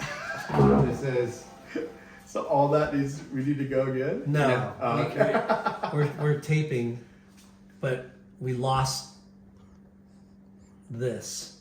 So Lars gonna have to send me that. We could use his. Okay. Oh my god. The backup. Can we crack a window? Yeah, sorry, we just closed it because of the. All right, quick little break, and we're back. So you spent 11 years. Quick, and how did that end? I mean, it was the most amazing 11 years working. I mean, that's a long time, Yeah. And they took care of me, all along the way. But this is like the financial meltdown. Yeah, it was. Time. Yeah, it was. It was a lot was happening. 2009. Yeah, a lot of just acquisitions of a lot of brands. And I think it just came to a screeching halt. Like one brand in particular that that they bought, which was a real tough move. You know, with the winter that went on. You know, I can probably read between the lines on that one, and The French torpedo. the French torpedo, and yeah, it. You know, I saw the first. I think Scott mentioned it the other day too. We saw like one round of like 300 people being let go, and it was just like when something like that happens, it really affects you. And so that went down, and I made that first cut, but it just wasn't the same after that, and you kind of knew what was going on, like you knew that like It was only gonna get worse. yeah, and the morale was real real low, and then eventually I got let go, and but it was funny in my exit interview because I thought, you living here? yeah, I was still living here. Okay. Yeah, I was in it with my boss in the end was Steve Wilson. I don't know if you know Steve, South African. Anyway, he worked at Billabong, and really good guy. He's awesome. But he was going, he's like, you're gonna be fine. He's like, you're gonna go to Australia, because he's like, I know that's where you want to live, and like, 'cause that's where I want to raise my family. I wanted to raise, like the gun thing was kind of becoming a thing, and like my love for Australia like was huge. Like I knew somehow, some way I'd get there. I just didn't know when and how it would be. But he said that in my exit interview, which I thought was really weird. But he said it, and I'm like, yeah, okay, well, that could be an option. But I go, this is shit. I don't want to, like I was doing well. I was making great money, and I had two young kids, and it was like, that's a tough move, But yeah, that just kind of, And not to, I always pry, but not to pry. Mm. You're making six figures. Yeah. And from And what's a beautiful like thing. stock and the whole Yeah, like your trajectory from being sample coordinator to line planning to trunk designer to basically designing all categories and Yeah. adding up design. and your title Yeah, at Exit was design director. Yeah. of Yeah. global. Not of global, but of US. Okay. Yeah. So and yeah, it was Not too shabby, no, it was but it was a yeah, great, it was a and great, here you are. It's it was a great run. The best, some of the best time. I mean, I saw the world on Quiksilver's dime, and I'm so grateful for that. It's like places that I would always dream of going. I went because we had global meetings and like design trips and shopping trips, and it was awesome. But you're, again, that's your career right there. You have a name for yourself. You have the experience. It's like you're gonna land somewhere else. I don't think you were probably worried. I wasn't about it, but too worried. but it was tough times. Yeah. Within the 2009 was tough times. Yeah. Like and really tough. But go back to that, his comment of you're going to Australia. Yeah, he's like, you'll be fine. He's like, you'll probably be going to Australia. So I'm like, do you know something that I don't? It was just like kind of a weird. He's like, yeah, he just goes, you'll probably go to Australia. And left it at that. And I was like, always kind of like, okay, that was weird, but whatever. And I'm like, maybe you know something I don't know. And but in the background to cover my butt, I was already, I've been friends with Pat for years, Tenori, and then also Brad Blankenship. And if I'm getting really candid, I interviewed with Ruka like years before I got let go, and with Kristen Ryder and was the president of Dan something at the time? Levine? Yeah, Levine. Yeah. And it was on, Yeah. and then I heard some things were like, "Whoa, you just had kids? Like, we may skip a paycheck." So just so you know, like that's the lay of the land. Yeah. Kind of was like a little bit like, it's rad, but it's a little, and I couldn't put with kids through that, So, but before I did make the decision to move, I was with Pat and Brad, and it was like a really good meeting. I was like, man, I think I should stay. And then I was just tossing it up, like, or do we go and maybe see how that goes and then come back? I don't know. I was just There's a lot to think about. yeah. It's a big move. Yeah. It's Because Ruka at the time was still independent. yeah. They weren't owned by Billabong yet. No, Yeah, no, so- no. But You know, going back to the money strain, you know, economy hit, and yeah, I'm reliving that time period, and it was like, well, we have this much growth season over season, year over year. The fact our bank just said that our credit limits, you know, frozen, and we have all these accounts owing us money. So there was this huge gap of the growth we were expected to hit because of the pre-orders, but we didn't have money to even buy production. You know, like and it was like more growing pains. But everybody had problems, money. You know, like it was just tough times. Yeah, it was really tough. Yeah, and it sucks because like and that was like a big decision too, because I'm like, I mean, if I stay and go with Ruka, like it's not a guarantee either, you know. Yeah. But there was a rumor about the Billabong Ruka thing going on, and you know, nothing, you know, I was just like hearing that, but I'm like, you know, I'm just gonna go for it. I'm gonna move the kid and fam to Oz and just try it, you know. And So you took the job with Ruka? No. So I was also talking to Mike Savage, that was in Billabong in Australia, because I'm like, okay, well, I gotta just put my feelers out. I mean, I even like met with Bob Hurley, you know, as well, and they had a role for me there to work with. There was like kind of a special projects type role, of like, because they saw what I did with the limited collection, so they're like, we wanted you to do with this. There's this kid Adrian, something that was doing that, but they wanted to build it out. So that was an option.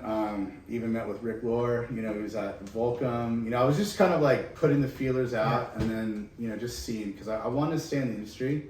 It's But like, the Ruka thing was way before you got let go from Billabong, or from Quiksilver. yeah. I was already like, wheels were kind of in motion. Yeah. And was just working that out, but it was just never like timing sucked. It just Yeah. wasn't there. Yeah. But just- from Quiksilver, you went to Billabong. Yeah, Okay. yeah, which was weird. I'm not gonna lie. Yeah. But Quiksilver America to Billabong Billabong, Australia. In Australia. Australia. Yeah, Actually, yeah. in Australia. Yeah, so Mike Savage courted that whole deal. You know, had to take a pay cut, but he's like, you're moving to a better life, and you know, you're gonna move to the Gold Coast, and you know, I had to go down there and you know, check it all out. I mean, and what's not to love about the Gold Coast of Australia? It's just, it's literally like Hawaii and, you know, like California all mixed into one. And you know, like I'm so close to my family, but at the same time, I wanted to raise my daughters in an area that was not gonna, you know, subject them to maybe guns, you know, coming, because I was kind of coming on, you know, and yeah, it's just like, it was gonna be tough, but it just felt right. And the Billabong thing lined up, and it was like, their whole play was like, they wanted to have a more international team. And this was like, you know, Mike was really taking a gamble, because like it could have worked against us, because I could have came down and everyone's just like, the fuck's this guy, you know? Hide the entity. Yeah, exactly. Yeah, so I'm coming from Quiksilver, and I mean, you know. These companies love that. Exactly. Yeah. Shannon North. They love not stealing, but taking people and like, okay, what do you know about them? And like kind of opening up their inside, like. Shannon North, like, rolled out the red carpet for me. He was so, I mean, and him being, you know, like the head of the company, it's like, I mean, Bob was the same way. Like, they just, like, they were genuine, they were cool, they were like, wanted to get to know you, and it's like, that's the kind of embrace I had. Yeah. And so I felt it, you know, and I've always loved, you know, I've got so many Australian friends that I've been fortunate to make over the years, and like, I just love Aussie culture as well. And you know, and most of the team, there's a couple that were like, they straight up hated me. They did not want me there. And one of them in particular, I'm not going to mention his name, but just straight up, he was like, I never liked you. And until we went to the pub and like I just got wasted, we were like arm in arm after that. Yeah. You know, so I think that was like, there was like a lot of walls brought up, because they just didn't know what my MO was. Like, you know, are you here to take my job? You're like, they're kind of a little bit guarded, but it's like, it's all love, baby. Like, I'm here. It's like, let's go. And it's all love until you cross my path. yeah, exactly. Until you burn me on the water. Yeah. Where I burn you, where we split the peak. And then, Hey. So my lunch break surfs were now at Burley Point, which was there. And I would always tell the crew, like, we'd go to lunch, and I'm just like, do you guys realize how amazing this, like, you know, I would sit there like, yeah, suppo, you know, of course we do. But I was just So like, loud. yeah, I was like, and when I first moved over there, because it took about 4 months for our stuff to get shipped over, I had to, you know, the girls went down to their grandparents' house down in Melbourne, and then I stayed on the Gold Coast just to get set up. You know, I'd buy a car, just get like a furnished apartment. You had to get rid of all the mountain ways. Dude, everything. Like I literally, What do like, they call that thing? my What is their logo? board shorts, I had to take off the label because I didn't have no Billabong product, zero. So yeah, they loaded me up, you know, and it was. Well, I've never had to do that for what, 20-something years? Yeah, it's. I've had to wear Ruka stuff a bunch of times. Yeah. Well, I need to come get some samples. No, and it was funny too. You know this guy. He's Yeah. like product war. Coming in, just grabbing like, yeah, I'll just take all of this. You don't do this, right? Yeah. Yeah, it was like that. I just like I had everything was Quiksilver. I mean, you know, I bought other brands and things like 11 that. years can pile up. Yeah, 100%. But you know, my first introduction to living there, I lived with our friend Gus Buckner. So his place at that time, he was living on Boundary Street, which was on the New South Wales border. So if I go across the street, I'm in Queensland. If I go back across the street to his house, I'm in New South Wales. So at that point, I moved. It was May 2010.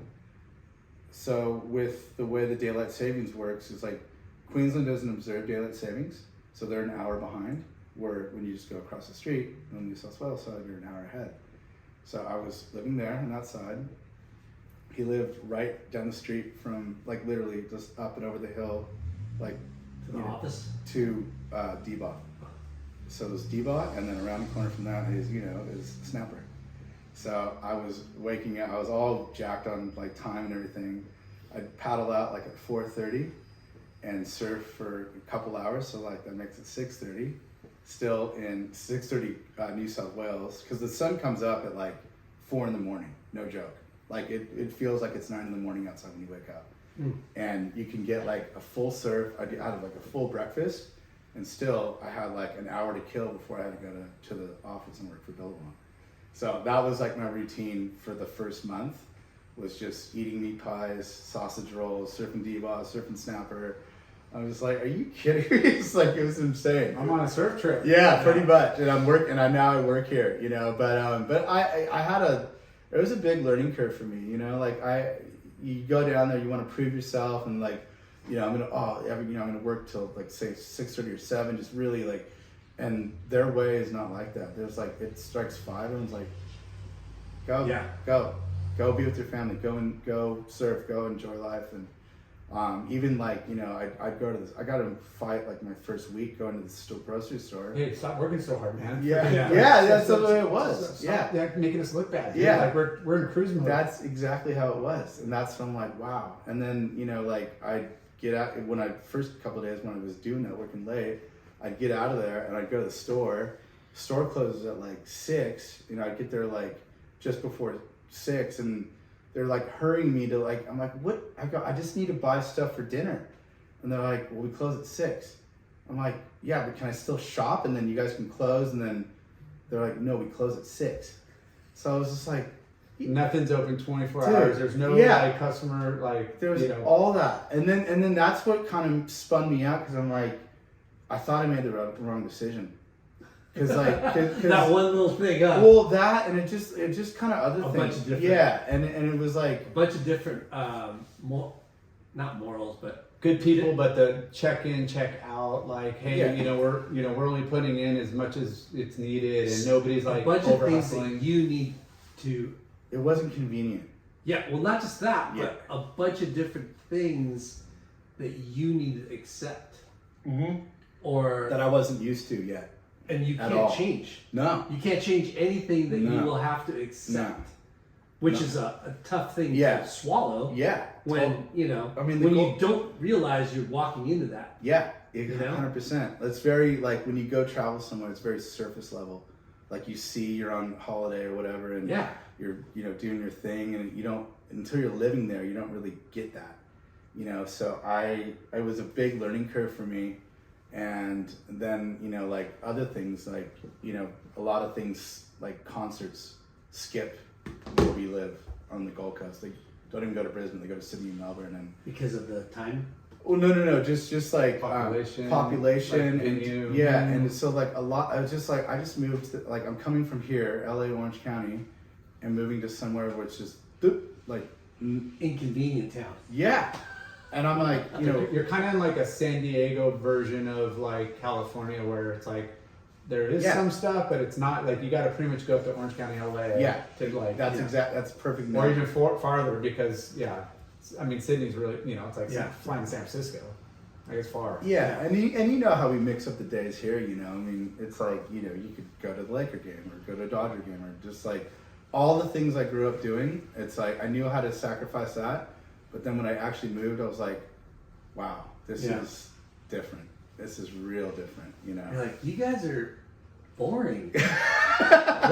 What was your title? What was your job for Billabong when you moved there? So I had to take a step back from actually being on the top of design and like, because there's Brad Lancaster who actually still is with, I think over all the brands now, but he was head of Billabong Design.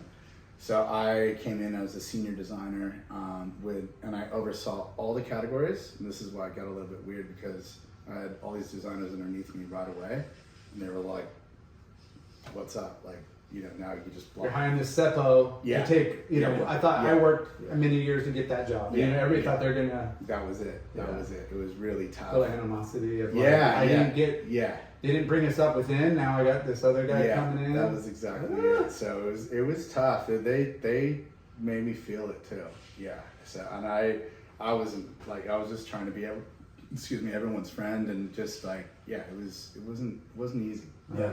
Not at all. And I've had that same thing happen to me when I left HSS and was at Podium. Yeah. And I was a surfer yeah.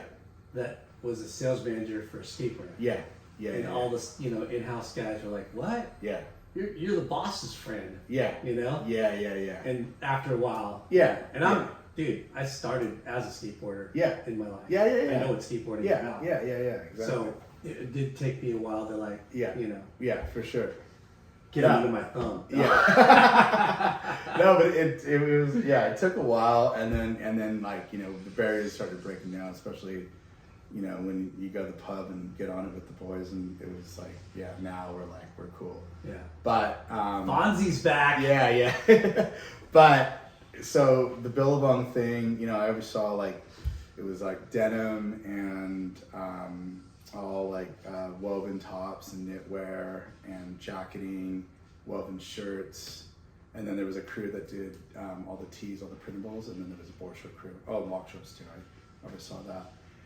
But it was just like something was missing. Something wasn't right, and I told Mike Savage. I remember we went down on a design trip, had to go meet with retailers down in Sydney. And then Melbourne after that, and I came back and I'm just like, I don't know, just this isn't right. Like For how long? How long were you there? it was barely a year, and I was even contemplating. I'm like, I think we might need to move back, because or something, needs to change. Something. And I told that to Mike. I just remember coming back in. It was like on a Monday morning. I was just like, Not stoked. Yeah, I'm not stoked. I'm like, this isn't what I signed up for, and like even the direction of where they were at, like I wanted to do more and they weren't doing that, and I had to like, talk to some of these sales. You hired me to bring in my perspective and my experience, and you're kind of like hitting roadblocks and a little bit, and just like sales crew that just like, why would you do that? And I'm like, why wouldn't you do that? Let's try something new, like break the status quo and really push it, and it just a lot of that and brick walls and then and Mike's like, okay, well, what about RVCA? And I'm like, Because Billabong owned. well, now it was going through, and I knew that was kind of happening, but I just took a chance, like, well, hopefully that will go through, and I go, well, Pat's my boy. He's like, no, Pat asked for you, and I'm like, yes, Yeah, like so now you get to work with Pat, but you're over there. Yeah, and which was rad because then Pat came. This is the best thing. Pat came down and we were all working in the Billabong office, and I knew he was coming down because he was already messaging me and everything. And comes down and walks literally like as Pat does, walks in the office. He's like, hey, just doesn't even know anybody. He's like, hey, where's Fontes? And they're all like, he's over there. And he goes, Steve. He's like, let's go. Come on, let's go. I was like, okay, yeah, cool. And then While you working for Billabong? Yeah, and then I looked at my boss at the time, which was like Brad Lancaster, and Scott Payne was like head of merchandising, and they just looked at me. They were like, there's kind of like nod and kind of like whatever. And that was it. See that, folks? See that? Fucking let's go, Pat. Yeah, exactly. That's the way it was. Let's go. It's exactly how it was. And Rescue me out of here. Not really, because we're both benefiting from each other. But that was it. That was the start. That just reminded me what you just said. Yeah. What's that? Officer and Gentleman, where Richard Gere comes and like he comes back as a captain of the Navy or whatever, and takes the girl out of the factory. Yeah. That was you. Yeah, it was kind of loud. You were the girl. Yeah, I was there. He got rescued out of there. He swept me off my feet. Yeah. Take me out. Yeah. These guys are assholes. Like, And they then, handle it. yeah, then that night, this is he had Jody he was still with Jody, and I think Marley was there, and Ethan, and they were staying in Byron Bay, and I went down there for dinner, and then Pat just told me the playbook basically. Yeah. We spent all night. I mean, I didn't leave. I don't think I left there till like literally 5 in the morning or something like that. We were up all night, just explaining all this different stuff about the brand and direction, and just he's like, Noodles had it in a great spot. He really did. He's like, but now it's time to go. Yeah. And this was when Pat was really still involved. And it was just an amazing opportunity. I already was like down to work with Faruka even before I even moved, and then that was it. Like I was just like, let's go. And then just a lot of things started falling into place too. It's just like, because there was so many great artists that were down there that were, through Shannon Peel, through Demote. Yeah. Like I got to know Demote right away through Noodles, and then even like one of the Ruka Aloha's, I'm like, hey, I've got, these artists that want to be involved, because the Artist Network program it was a thing, but not really a thing down there. And we had an opportunity to really make it a thing and make it like this is what the brand's about, art-driven brand. Yeah, community-driven. You needed like Australia artists to kind of really like make it work there. 100%, exactly. And that's what they didn't have. Yeah. And there was already gallery spaces that we were able to take over, and then Demote gave me the blessing, and like he's got this art crew that's called the Prime Suspects. And he led me to, one of the tattoo artists was Rick Vaughn. And then Will Lyons and Nathan Pickering, they were the sign writers. And then he had Reese Lee, who was like, the crazy, like, fine art, like guru, chalk, and every acrylic, every medium you can think of. And then, another guy, Will Braden. And then, through working with those guys, then it led to like, Elliot Rutledge and like Mark Ellswell, and like all these, we just had this family. And it was rad because like we were able to leverage the family and do collections, do artist collaborations, and just bring something new that was genuinely Ruka from here, but down there with an Australian artist. Yeah. And then we had gallery shows, and we had Bong and Quick and Rick Curl, all these weren't even like they weren't even touching. Yeah. So not at all. Not well. They couldn't. They probably tried to do things like it, but it didn't work. Yeah. Yeah. Yeah. Well, that's a familiar face. Hi. How are you? April's looking at me like, why didn't you tell me this is going to happen? Seriously? Yeah. This guy. Afternoon, drinking. How are you? Good, how are you? Good to see you. We're listening to this guy up. Hi. We kind of planned it last night, and I forgot to tell you. We're leaving this in, by the way. Yeah. Love you. Yeah, leave that. That's good. That's real. Yeah, so like it just the family, the artist family, it all just started falling into place, and then which was rad because then bringing these artists, getting them known, and then also getting them known up here, and then we had like my first year we had like Pat come down again, Casey Holland, and who else came down? Maybe Austin. But yeah, we had like artists from the States come down, like Kelsey Brooks, and who else came down? Kelsey Brooks. Demont came down, you know, because Demont was living in New York, and then we did this art show mixed with our Australian artists and those artists, and it was amazing. I think, you know, Nose came down, and I think at that time he was with Kanotes.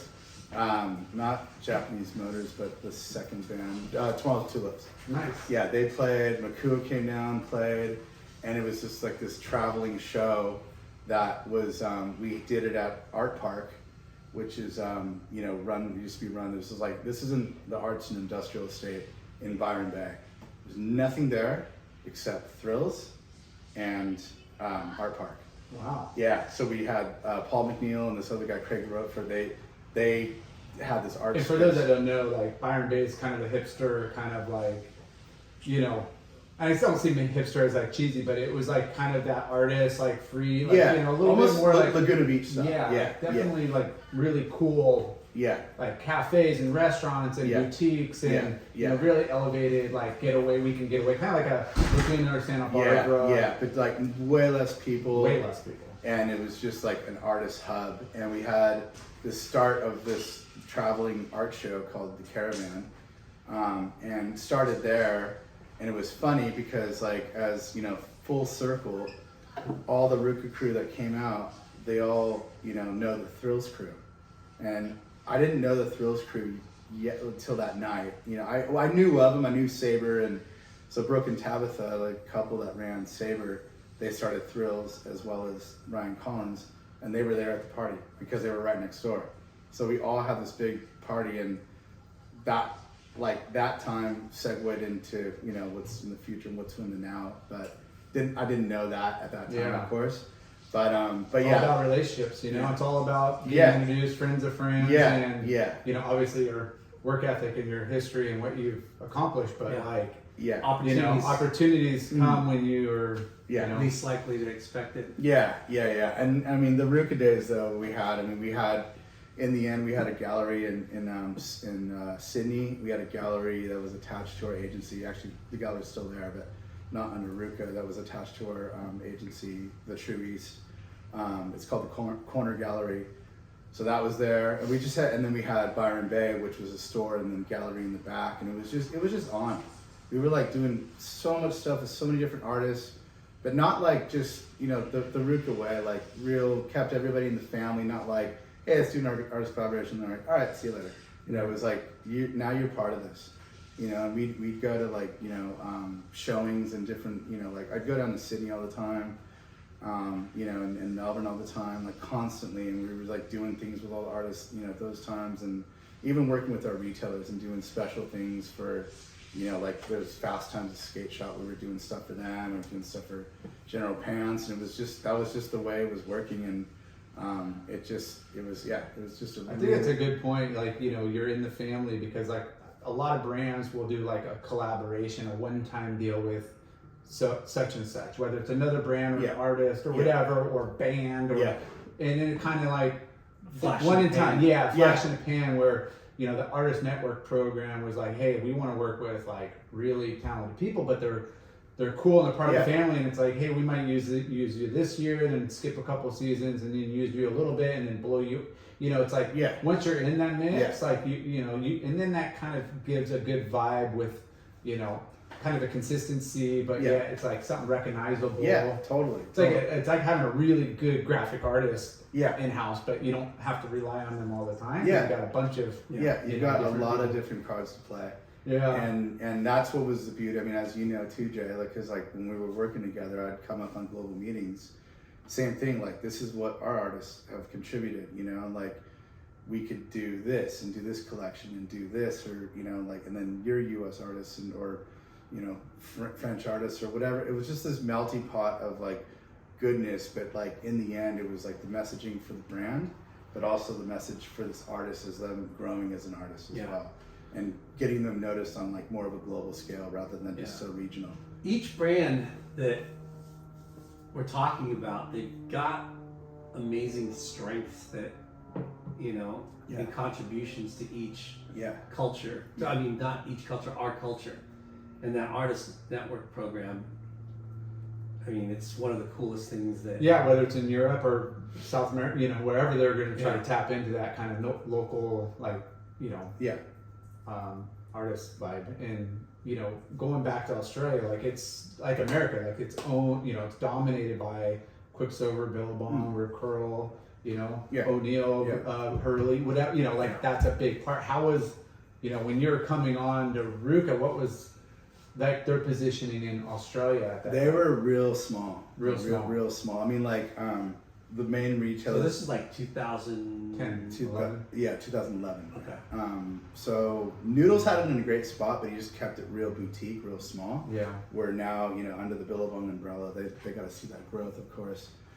But we stayed loyal and true to, like, General Pants was one of our biggest suppliers, and like, and in fact, like a lot of these like buyers I was working with, I mean, they've just become dear friends of mine, you know, because it's like we do this together, we win, we get, you know, growth, and it's like everybody wins. So, and I think, you know, being American and like truly from here and telling the story of the brand, you know, like In America. Yeah. Not that you don't know it, but it's always good to get a firsthand, you know, yeah, kind of Yeah. opinion or viewpoint. yeah, You know? yeah, you know, and whatever it, you know, would be like if there was stuff in the collection from like Alexis Ross and understanding that, like, you know, Chicano culture and like what that is and what that means and what that looks like. You know, a lot of Aussies, like they don't have Chicanos, they don't have me down there. You know, Yeah. it's like I'm an anomaly in a way because there's no Mexicans really that live there. You know, but it's just being able to like talk about those differences in cultures, but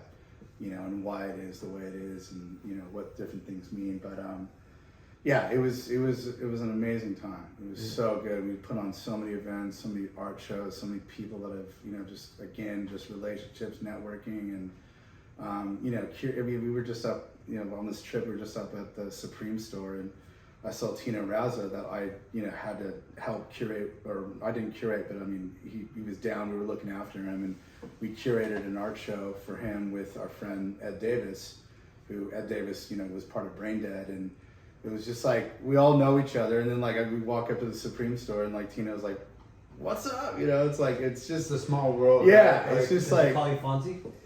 not Fonzie, no. but yeah, it was just like, yeah, it's just like all those different networking, and it's just this big, huge web that like we're all connected. And I think just as a Where was the RVCA offices in because you're set up in, you know, Burley Gold Coast, Head. Yeah, Burley Head. Burley Head, So yeah. they were right, Billabong, RVCA, same Yeah.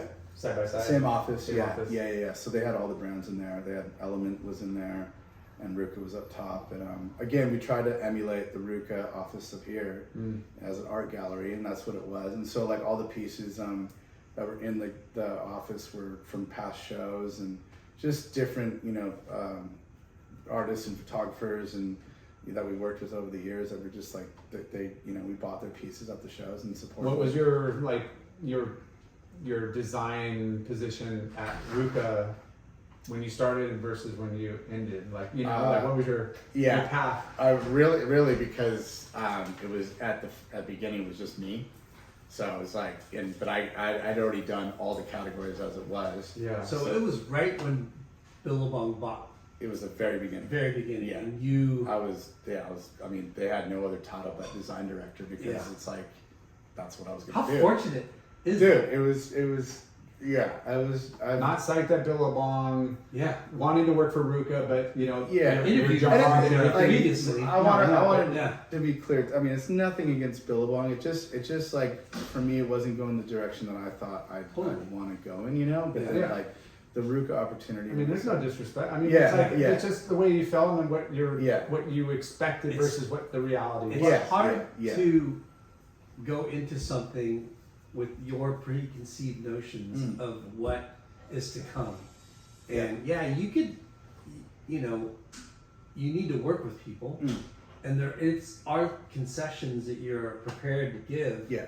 But then when you face too many, you know, adversities, Yeah. you're like, wait, why did I do this? Yeah, that's You know? what it was, and I think I mean, man, it, like I was saying earlier, it was really weird to go from Quiksilver to Billabong and using those waves, you know, like artwork and just like it just. Because sometimes it works. Because you're not the only one, and you probably won't be the last. A lot of people jump around. Yeah. And then it either works or it doesn't. I mean, it's not. Yeah. It's just. At least you're taking a risk and you're going and trying something new. Well, and that was it was for the family. And what's cool and fortunate is that you were at the ground floor for RVCA in Australia. Yeah.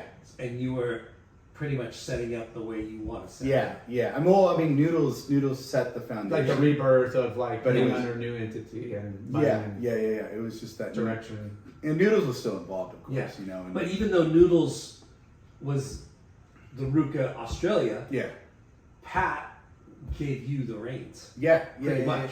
Totally. Like, hey, you know, you're gonna work with this guy, but you're gonna do it this way. Yeah, and that was what was awesome about working with Nathan is like, you know, he already knew a lot of the artists already as well, you know, and there was a lot of artists that were already kind of, you know, positioned with RVCA down there, but it's like him and I just built off of that, you know, and then got Demote's blessing on, you know, even his he's godfather to this kid Sol McKenzie that was this budding, amazing, cool artist that was, you know, new from Melbourne. And yeah, it was just like those opportunities like that, you know, like I think even, you know, Burt Crack had to like kind of give a blessing on another, on Rick Vaughn, Four Eyes Tattoo.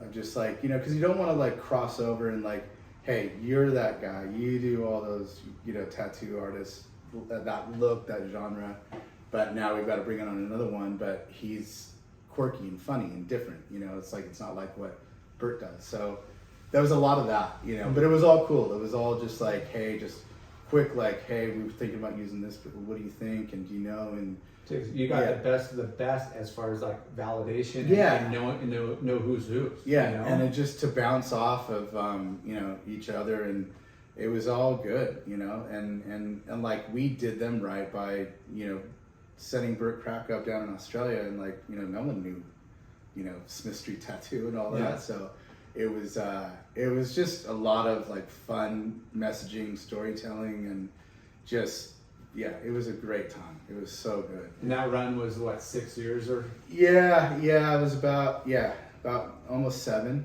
7 years. But yeah, even it was a great time. I mean, it actually led me to my wife now. Yes. Which is like, that's, you know, out of all the takeaways, I mean, having Natalie. She pay you, or she make sure you. Yeah, she sent me some money to say that. No, you better say this. Yeah, no, but she, she's just, amazing. She's in the industry. Yeah. So we worked at RVCA for a while together as well, and then they came on a design trip here. And again, you know, I didn't even bring up like the Birdwell thing, you know, like that collaboration was insane, and to be involved in that and come full circle and work with Nodis on that was, it was insane. So it was just like that web of like networking. But anyway, coming back on a trip back to the States, and this is when Kevin Meehan was still the president, and he asked, he was like, so what does moving back to America look like? I'm like, you're kidding, right? And he's like, no. And I'm like, wow, okay. I'm like, right. I hear you loud and clear. I'm like, it doesn't. Damn. I'm not moving from Australia. Yeah, that's where your kids are going to be. And they were, my kids were already like, they're deep in school, and like they're like doing there's sport netball and like, you know, dance, and like there's just that you're rooted. Yeah, it wasn't in the cards, and I wouldn't do that. Why was he? Well, at that point, like that's when the start of like we want to centralize everything out of Costa Mesa. So it was kind of the writing on the wall, but which in hindsight it was like probably another thank you for, you know, not another that things happen for a reason. And it was getting really weird. I mean, like, you know, RVCA down in Oz was like, we were getting dropped because we were becoming too much of a like, you know, logos, more logos, and a lot of like the art driven stuff that I was more passionate about was being taken away. And it was more about like Ruka, you know, like commercialization, how much logo, and it's just like, what is it called? Commodity. Yeah, and it was like not. I was doing more battling than I was doing good, you know, and it's a tough way to go into work, you know, because you're not like, oh, what's gonna be today, you know, and it was really. Yeah, you had free reigns, now you're getting handicapped. Yeah, 100%. But that you know, going to, you know, a global, you know, office, corporate, and you know, yeah, your power, your say, your you know, influence, and everything's kind of getting stripped because it's like, hey, like we're bringing everything it was here and then stripped. We're sprinkling it back out. It was fully getting stripped. It was like, because we were trying to do things different in the Australian range that was different to the States, but then which is needed, as you know. Yeah, I mean, like I used to sit with you and show you things that we were doing. They're like, whoa, that's like new, fresh, and different to the main range, but they won this global range, and like, which was stripping a lot of,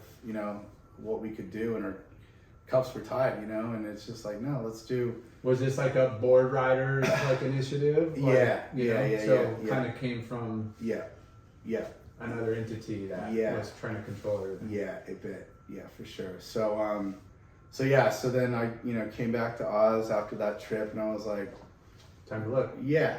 I just didn't know when. I mean, I wasn't gonna quit. I'm just like, you know, backup plan. Yeah, I worked my ass off for this brand, and so I stuck it out for a while, and then in the end, you know, they let me go, and like I was kind of like, wow, what's next? Because living on the Gold Coast too, there's like a lot of brands are there, but it's like, if you know, I've already been through the big building of Billabong with, you know, Ruka and all that, and after that there's like not a lot. There's just like there's brands in Byron Bay, and then there's like Rhythm, and then there's like you got to drive to Brisbane, and Brisbane it's like be driving like to LA every day, and it's just traffic, and it's so I was kind of like, wow, what's next, you know? And luckily, you know, through all, you know, living down there, I've made some really good friends, and one of my friends, Josh Hancock, who I still work with now at Thrills, he would always have beers, you know, at his place on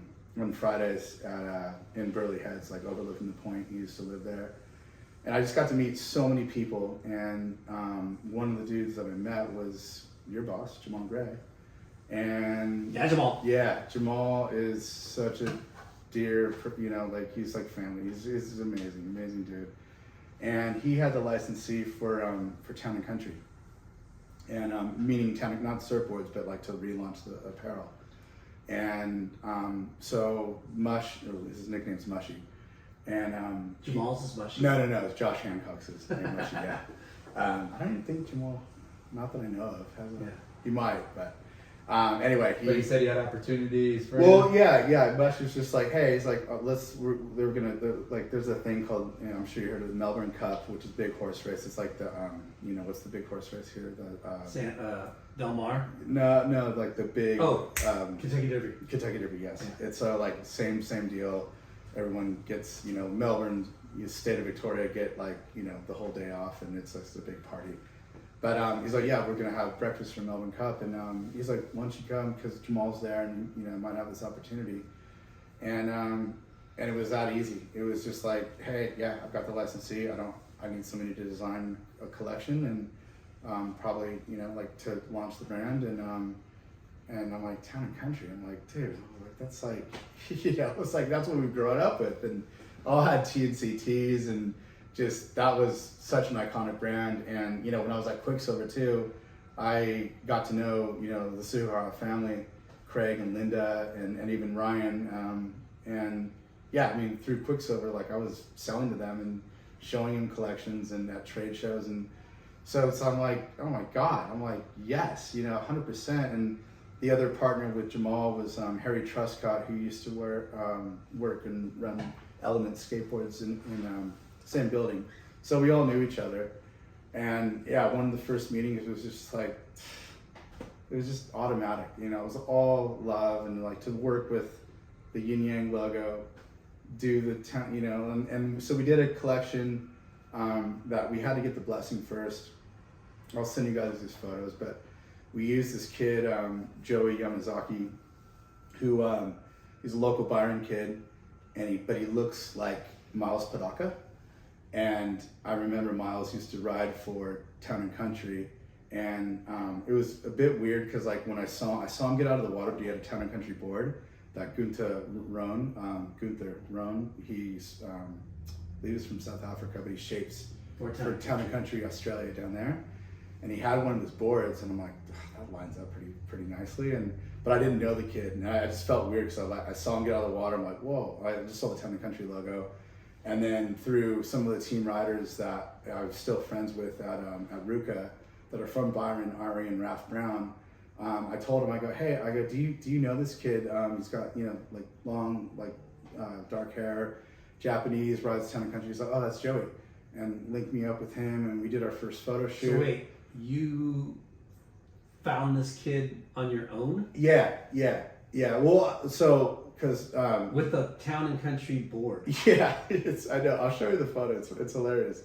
But you just had a meeting with these guys, and they. Well, no. That was like I had the meeting, and I said yes, let's do it, and then. And then you found the kid. Because I was working as a contractor. I wasn't like a full-time employee of Town and Country because it was all brand new. I was a contractor working at home, and then Nat, my wife at the time, was working for a Fens down in Byron Bay, and so some days I would like drive with her to work, and I'd go surf, and then we go have lunch, and then I'd go surf again. And then Perfect life. Yeah, It's all carpool back home. Yeah. That's all it was. Exactly. So I'm gonna hang around Byron, surf. You're at work. We'll have lunch, go surf, and then we'll go home. Yeah. Or go for a walk. Sugar mama. Yeah. I'm like, you're my girl. Yes. Or we go do the walk around the lighthouse. Was Town and Country like in stores in Australia? No, it was just relaunching. It was relaunching it. Yeah. Like they had their time, I guess, like in the 80s and 90s, and. Actually did really well in New Zealand. I didn't know any of this, and it's like this is all. It did really well here. Yeah, exactly. I know, and I knew that side, but like down there, I didn't know it was a thing. And they were doing a bunch of like collabs to kind of reintroduce the brand. They did it with you guys. 50-year anniversary. Yeah, they did the Vans one too. The Vans one. That was all during that time. Vissel one too. Yeah, and so we were very like cautious of like, oh. We're looking at that. We're looking at, like just making sure we're doing our own thing. Yeah. And it was, again, because there's so many archives, it's just like, redesigning these surfboard graphics and changing them into board short art and graphic tee art. Again, I brought over, I was using Silent Assassin, my friend Tristan Sedia that was doing all the graphics and making them new and fresh and bit more street, angle. And so we came up with the first collection, but before we released it, we had to go to Hawaii and get the blessing from Craig and Linda Sugahara. And so it was just Jamal and I that came out, and then our other friend Johnny and his family. We all just, and Nat, we all came to Hawaii. And Craig's like, let's, where do you want to meet? He's like, oh, well, we're going to go to my favorite Chinese restaurant in Pearl City. We're like, rad. And so we pull up and we're like, where is this thing? It's like this like a little strip mall, like little hole in the wall, but it was like the best like Chinese food. Yeah. So we sat there, had a great meal with them. It was just Jamal and I, and then we went to their offices, and then I reconnected with Ryan Sugahara, who's the main buyer for Town and Country, and he was at the Ruko Aloha years before, and we were together, and and we talk about it all the time. Yeah. The industry is just 1 degree of separation. It totally is. You're in it long enough, you're gonna know everybody. Yeah, and it was. Remember meeting me at the party? Yeah. Remember that day? Well, when I walked in, because he probably didn't know my name, but then when I walked in, he was like, oh, dude. It was just like automatic, Yeah. And Craig and Linda, when they were going through the whole presentation, they made the Miles Padaka affiliation, with Joey that we used, and then apparently they ended up carrying it through the stores in Hawaii a bit, and it was awesome. It was a great run, and I mean I did a full year's collection, did a spring, summer, fall, and winter collection, And then, but in that time, like going back to my friend Josh Hancock, he said Brooke from Thrills is like, because we always kept in touch, like, you know, that I was telling you before. And they were blowing up. Yes. Yeah. And so, you know, Was it Fens first, or are they affiliated? No, not at all. Okay. They're bitter rivals. Oh, wow. Yeah. Okay. They're just, I mean, we get along, but it's like, it's not, it's healthy competition. Yeah. Put it that way. It was Billabong Quiksilver back in the day. Yeah. But I mean, it's it's two Byron brands, but that's a touchy one. But Thrills. Glad I brought it up. Thrills. Tell us more. But yeah, so it was funny because as they were growing Thrills, like there was a lot of categories they still weren't doing. So I would send Brooke and Ryan Collins, I'd send them board shorts, and you know, we did a Christian Fletcher collaboration, which, you know, Brooke used to sponsor Christian during Sabre Days, and I'd send him, you know, when we did the Ruka Christian Fletcher, you know, like collab stuff. So we were always keeping in touch, but Brooke had got wind that I wasn't at Ruka anymore, and I was doing Town and Country, but he's like, Josh is like, maybe just give him a call. I called him, he's like, what are you doing? And I'm like, well, I'm doing this, and you know, he's like, let's meet up for lunch. And I'm like, okay, yeah, cool. And wasn't even, you know, thinking anything of, you know, Maybe a little bit more side work. Yeah, like, that's all. Let's just see what exactly. happens. Yeah, and then Freelance. Yeah, then went down because I was on contract. I wasn't on the full, like, you know, full-time employment, so I could do freelance. And yeah, I went down to Byron and just met at the pub, and he's like, so he's like, I'm gonna have a role for you. He's like, would you be into it? And I'm like, yeah, I think, yeah, sure. And it was that easy. It was just like, he's like, okay. He's like, give me, like, he had to sort out their deal and, you know, whatever they could pay me and all that stuff. And then, probably like, you know, maybe 3 or 4 months later, it was just like, you get another call. It was like, come meet with Ryan and Tab and I. And then that was it. Awesome. Yeah. So slid from Town and Country, best time with those guys, but they knew, like, you know, at that point I was, you know, balancing, you know, with Nat and I just had, like, you know, we've got a combined family of 4. So I was just like, I need to probably make more, you know. And something job security. And, something long term. Yeah, exactly. So we, and then I went down and that was it. So what's Thrills for those that don't know? Like what is their brand identity? Like, what do they? So Thrills started as they were actually called Cheap Thrills Cycles. So they were a motorcycle import brand that they didn't do any clothing. They imported Harleys. Kind of like a Deus? Kinda, yeah. You know? They had riding off that kind of like. Yeah. It was like, but they just imported Harleys. They imported Japanese bikes, rebuilt them, and then sold them. Interesting. That was their thing. And they didn't make. They didn't do any apparel. They didn't do any apparel. Dang. Yeah, so that's what they did, and then they started doing fixed gear bikes, and then they started doing like kind of these postie bikes, or like what we call them postie bikes down there, but it's like City bike. Yeah, kind of like a something a postman would just get around with, like a little like cruiser zip around one. So I started doing those bikes, and then These fucking Australian hipsters in there, you know. Yeah. Right? Yeah. That's what it is. It was insane. It was just so like... Because it's like the motorcycles. Yeah. And then the, you know. Yeah. It was just... And then... What's what's Cycle Zombies? Cycle Zombies. Yeah. You know? Yeah. Similar to that. Yeah. Yeah. Just rebuilding, and they had this mechanic, Yui, that was one of the first employees, a Japanese guy. And he would rebuild. They were doing apparel when you came on already. Oh yeah. But that's where they started. That's what they started as, and then it was like, well, And these are people that started the Sabre. Yeah. Sunglasses. So Brooke and Tabitha McGregor, they're a couple. They started the sunglass brand, you know, Sabre.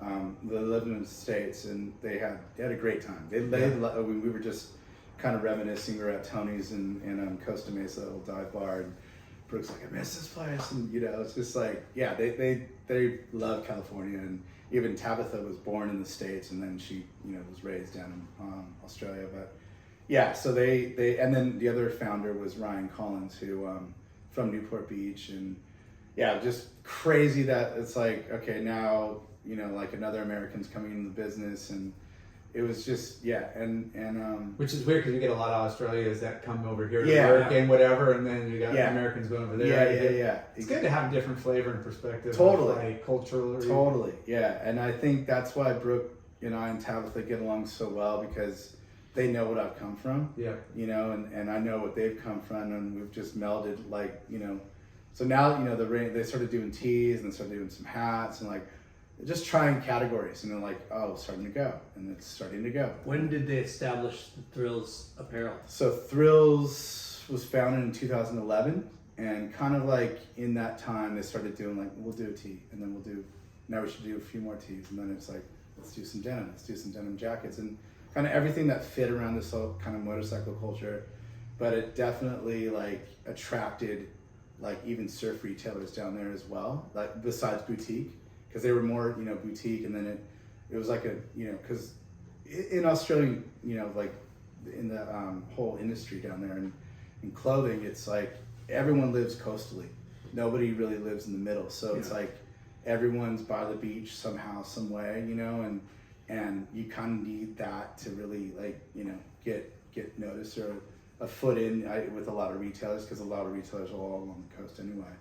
So it definitely has a bit of a surf flavor, but all the clothing's all has, it's like vintage, like Americana styling, vintage styling, and just a meld and a sustainable message as well. We use hemp fabrics, organic cottons through all the denim, all the tees, and then lots of linens and recycled fabrics as well. So trying to really put a footprint of just all this sustainable goodness for the world, but done in a vintage, like Americana inspired with Stylish an Australian twist. Yeah. So it's we like then started there. What was that, 2017, I think? Wow. Yeah, and been there ever since. Nice. Yeah, and 6-year stint so far. Yeah, it's been awesome. I mean, like, again, I've just been so fortunate, and like they're like a family. It really is. Like Brooke and Tab are like full family, and it's a full clothing line now. Mm-hmm. And then it was just in Australia, Yes. and now Thrills Yeah. is available in the US. Yeah. We've got an office here up in the Arts District, up in downtown LA.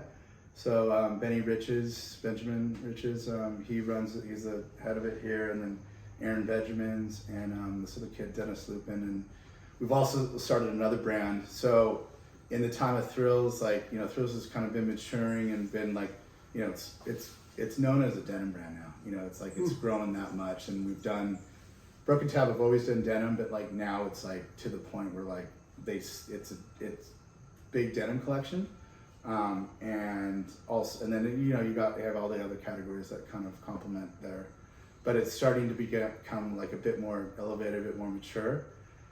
And there was a gap, especially with the RVCA gap that was left down in Oz, and a lot of retailers down there were just like, hey, you guys have got the crew to create another brand that wouldn't take away from Thrills, that could sit nicely on its own, very art driven, very street driven, very skate driven, surf driven as well, because there was a gap, and there was like RVCA was probably the last brand that was doing what that could be, and so we started another brand that I worked on with Brooke, our head artist for Thrills. Now he's like overseeing worship. His name's Alex Smith, and then another guy, artist named Marcus Dixon, who is, I don't know if you've heard of Passport Skateboards. Yeah. But all the deck art is like, majority of it is him. Very iconic, very amazing artist, real tongue-in-cheek Australiano pub culture type style art, but amazing. So 4 of us started Worship, and that's the new brand. And now it's grown, and I still help a little bit, but it's mainly like it's all Alex now, and this other girl, Rachel, Banana that does the women's side of the business, and then Brooke's in there as well. Worship is a women's line. Men's and women's, yeah, and it's But like more of a action sports price point versus it's still up there in price, yeah, and we're still selling to a lot of our same retailers, but they look completely separate and different. I mean, you know, looking at the more art driven, and it's funny, but it looks like old Split, old Fresh Drive, old, you know, like just 90s that, style. yeah, Not grunge, but like a little bit of that. A little bit of like, you know, alphanumeric, a little bit of, you know, like just, yeah. XYZ. Yeah, it's like a genre of that time melded into one is like. So is it like baggy? Oh yeah. Yeah. Yeah, like super. So bad, but I'm sorry, but that's just dumb. you kids don't know what you're talking about. I'll pretend you was. Yeah. I didn't hear that. Yeah. No, it's a rad. trend. Yeah, fully. But it's like, you know, there's that's going on. I mean, down For there. sure. Yeah, it's going on here. Big. My daughter's wearing baggy pants again too. Yeah, you know, big, you know, huge denim shorts, and it's rad too because to launch that brand, we launched it, and there's a tagline we use for it called "Beginning at the End," because we started it in COVID, and when we launched it, it was like took a little bit to get the rev going, but the one thing that started selling the best before, you know, you think tees would be the one, was actually bottoms. Crazy. Yeah, like carpenter denim and like, you know, baggy denim and you know, different washes and cargo pants, and like, you know, that what took first, you know. So we're like, wow, like you got a higher price point garment that's, you know, leading, and then tees are kind of following. So now it's like multiple categories, and it's it's doing its thing. Sick. Yeah, it's here in Urban Outfitters. That's the only account we're in so far. But there's a lot. Not too shabby. Yeah, a lot of interest there, and then Thrills. You know, we're in American Rag, big collection. We're in Urban Outfitters, Seed People, Proof Lab.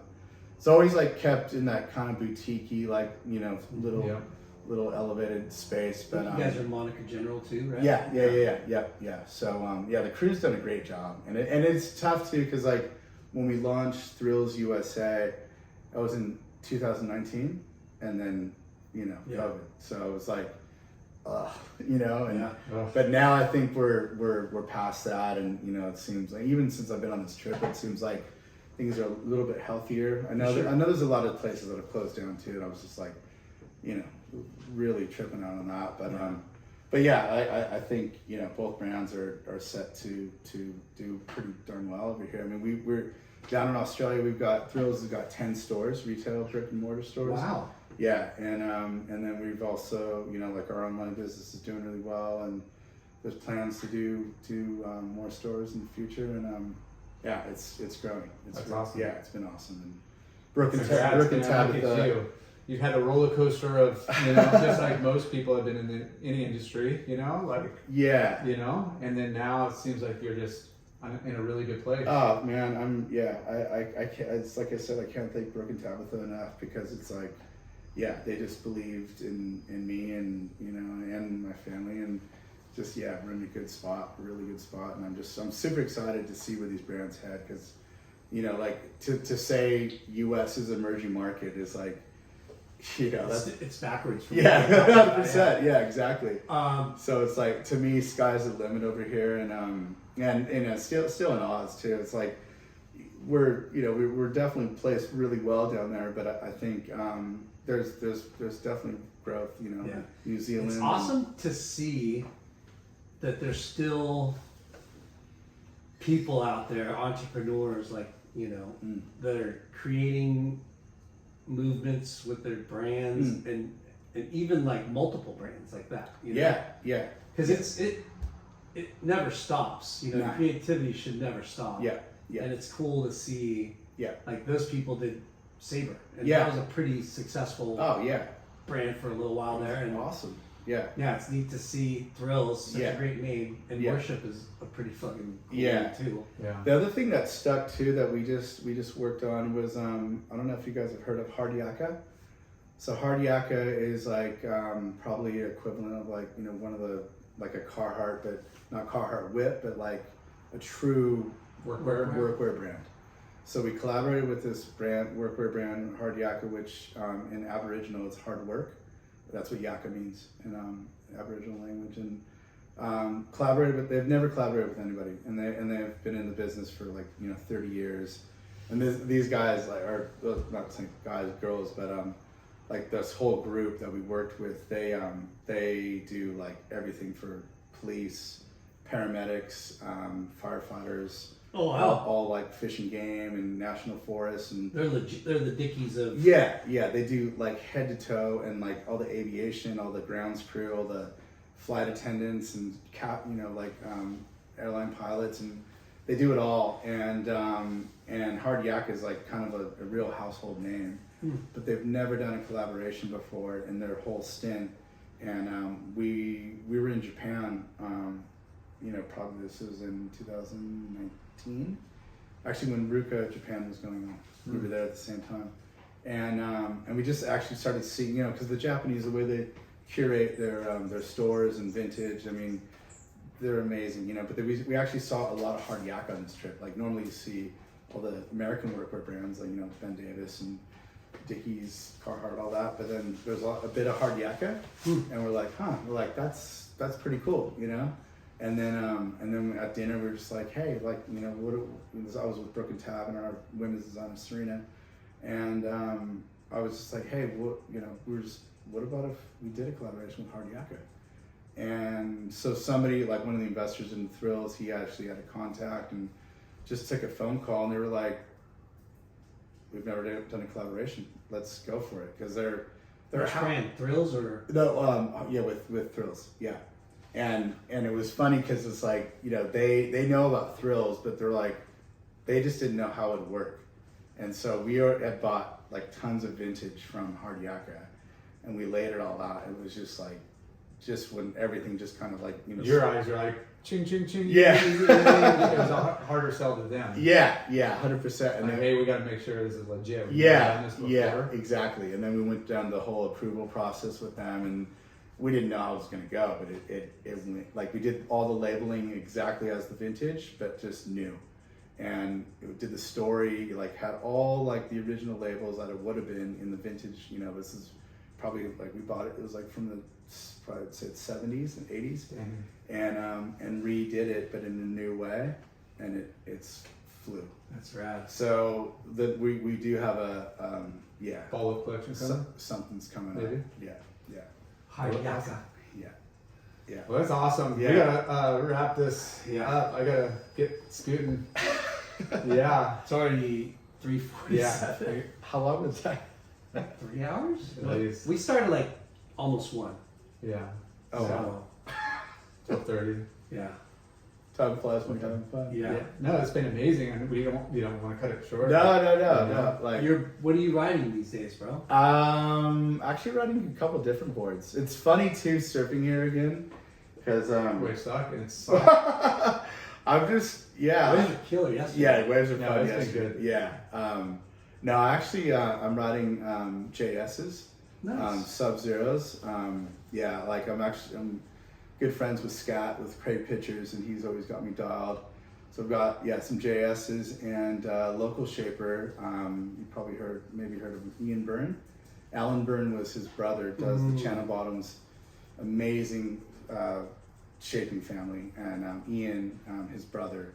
I get boards from him, and they're just amazing. They're magical. They're so magical. And actually, Jacob Byrne is his son, who's kind of doing shaping, but also head of design for Rhythm. So great family, and just local community and and all that. But I'm looking for there's another shaper. I've been there's so many boards now that I'm living down there. I just want to try different feels. And What's your favorite wave there? Probably Burley Point.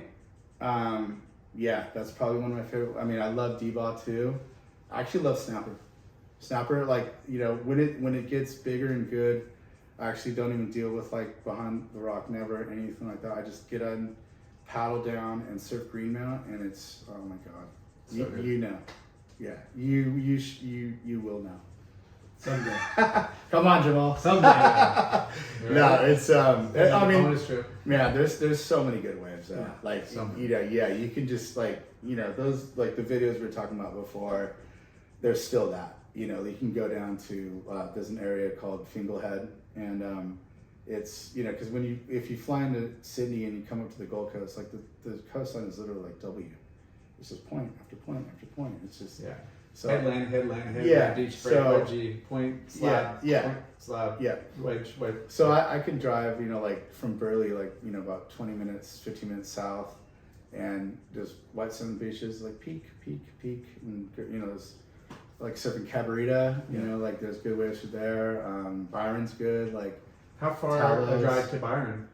It's about an hour, 45 to an hour, Yeah. depending on, like, there's no traffic, it's just, there's a lot of, like, construction going on right now on the Gold Coast, especially, like, between where I live and Burley. Yeah. There's just, like, bigger freeways, just putting this tram in that's... So when you come to America, do you have that American shopping list that all your family and friends and stuff? Because you can't get that here. I want you to bring this back, this back, this back. No, I do. I mean, it's funny too, because like It's probably easier now to get stuff shipped, but when back in the day. No, my daughter's Kai and Chloe, because they did grow up here for a minute, and we would always be coming back and forth. And Kai, before I left, she's like, "Can you give me Pirate's Booty?"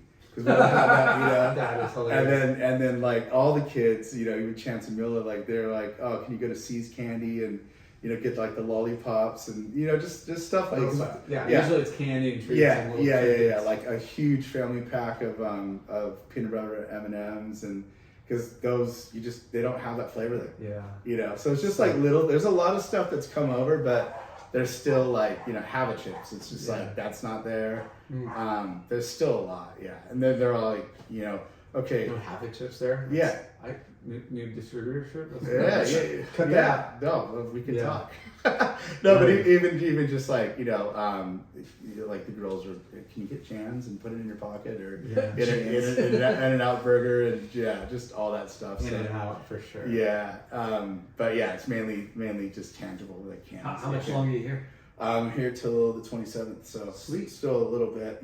I actually got meetings coming up with a few retailers back. I'll be back up in LA next week with Benny and Aaron and Dennis. Well, we're stoked you carved out a few hours for us. Thank you. Thank you, Fonz. No, thank you guys.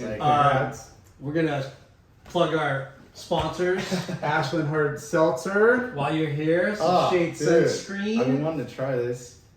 That's another person that when talking about mentors and great people like Strider Wazalewski, we even called him Gramps. Like, love Strider. So this is sick. Thanks, you guys. Some bonsai bowls. Perfect. There you go. Bard? Breakfast. Yeah. Perfect. Thank Earth you, guys. Pack. Thank you, for all Earth your Pack. packaging needs and bags. And some shoots. Shoots beer. Also, thank you to Cavalo Pools and Spas. Yep. Thank you Loose to Towels. Loose Towels. Thank you And ponchos. to They make everything beach. Oh, for every purchase on thisisneonwave.com, $50 and over, they get a free late night with Chalky hat. That's the hat. If you put late night in the promo code checkout. Boom. Yes. Yep. And thank you, Clearweather Brand Shoes, Yep. Foo Wax, Good. Inherent It's Bummer, like the whole Earth. family. Eat Northside Cafe. Yep. All the above. We need more. Yeah. But thank you. Thank and you. Thank you congrats, guys. dude. Thank you guys. Peace. You, dude. That was sick.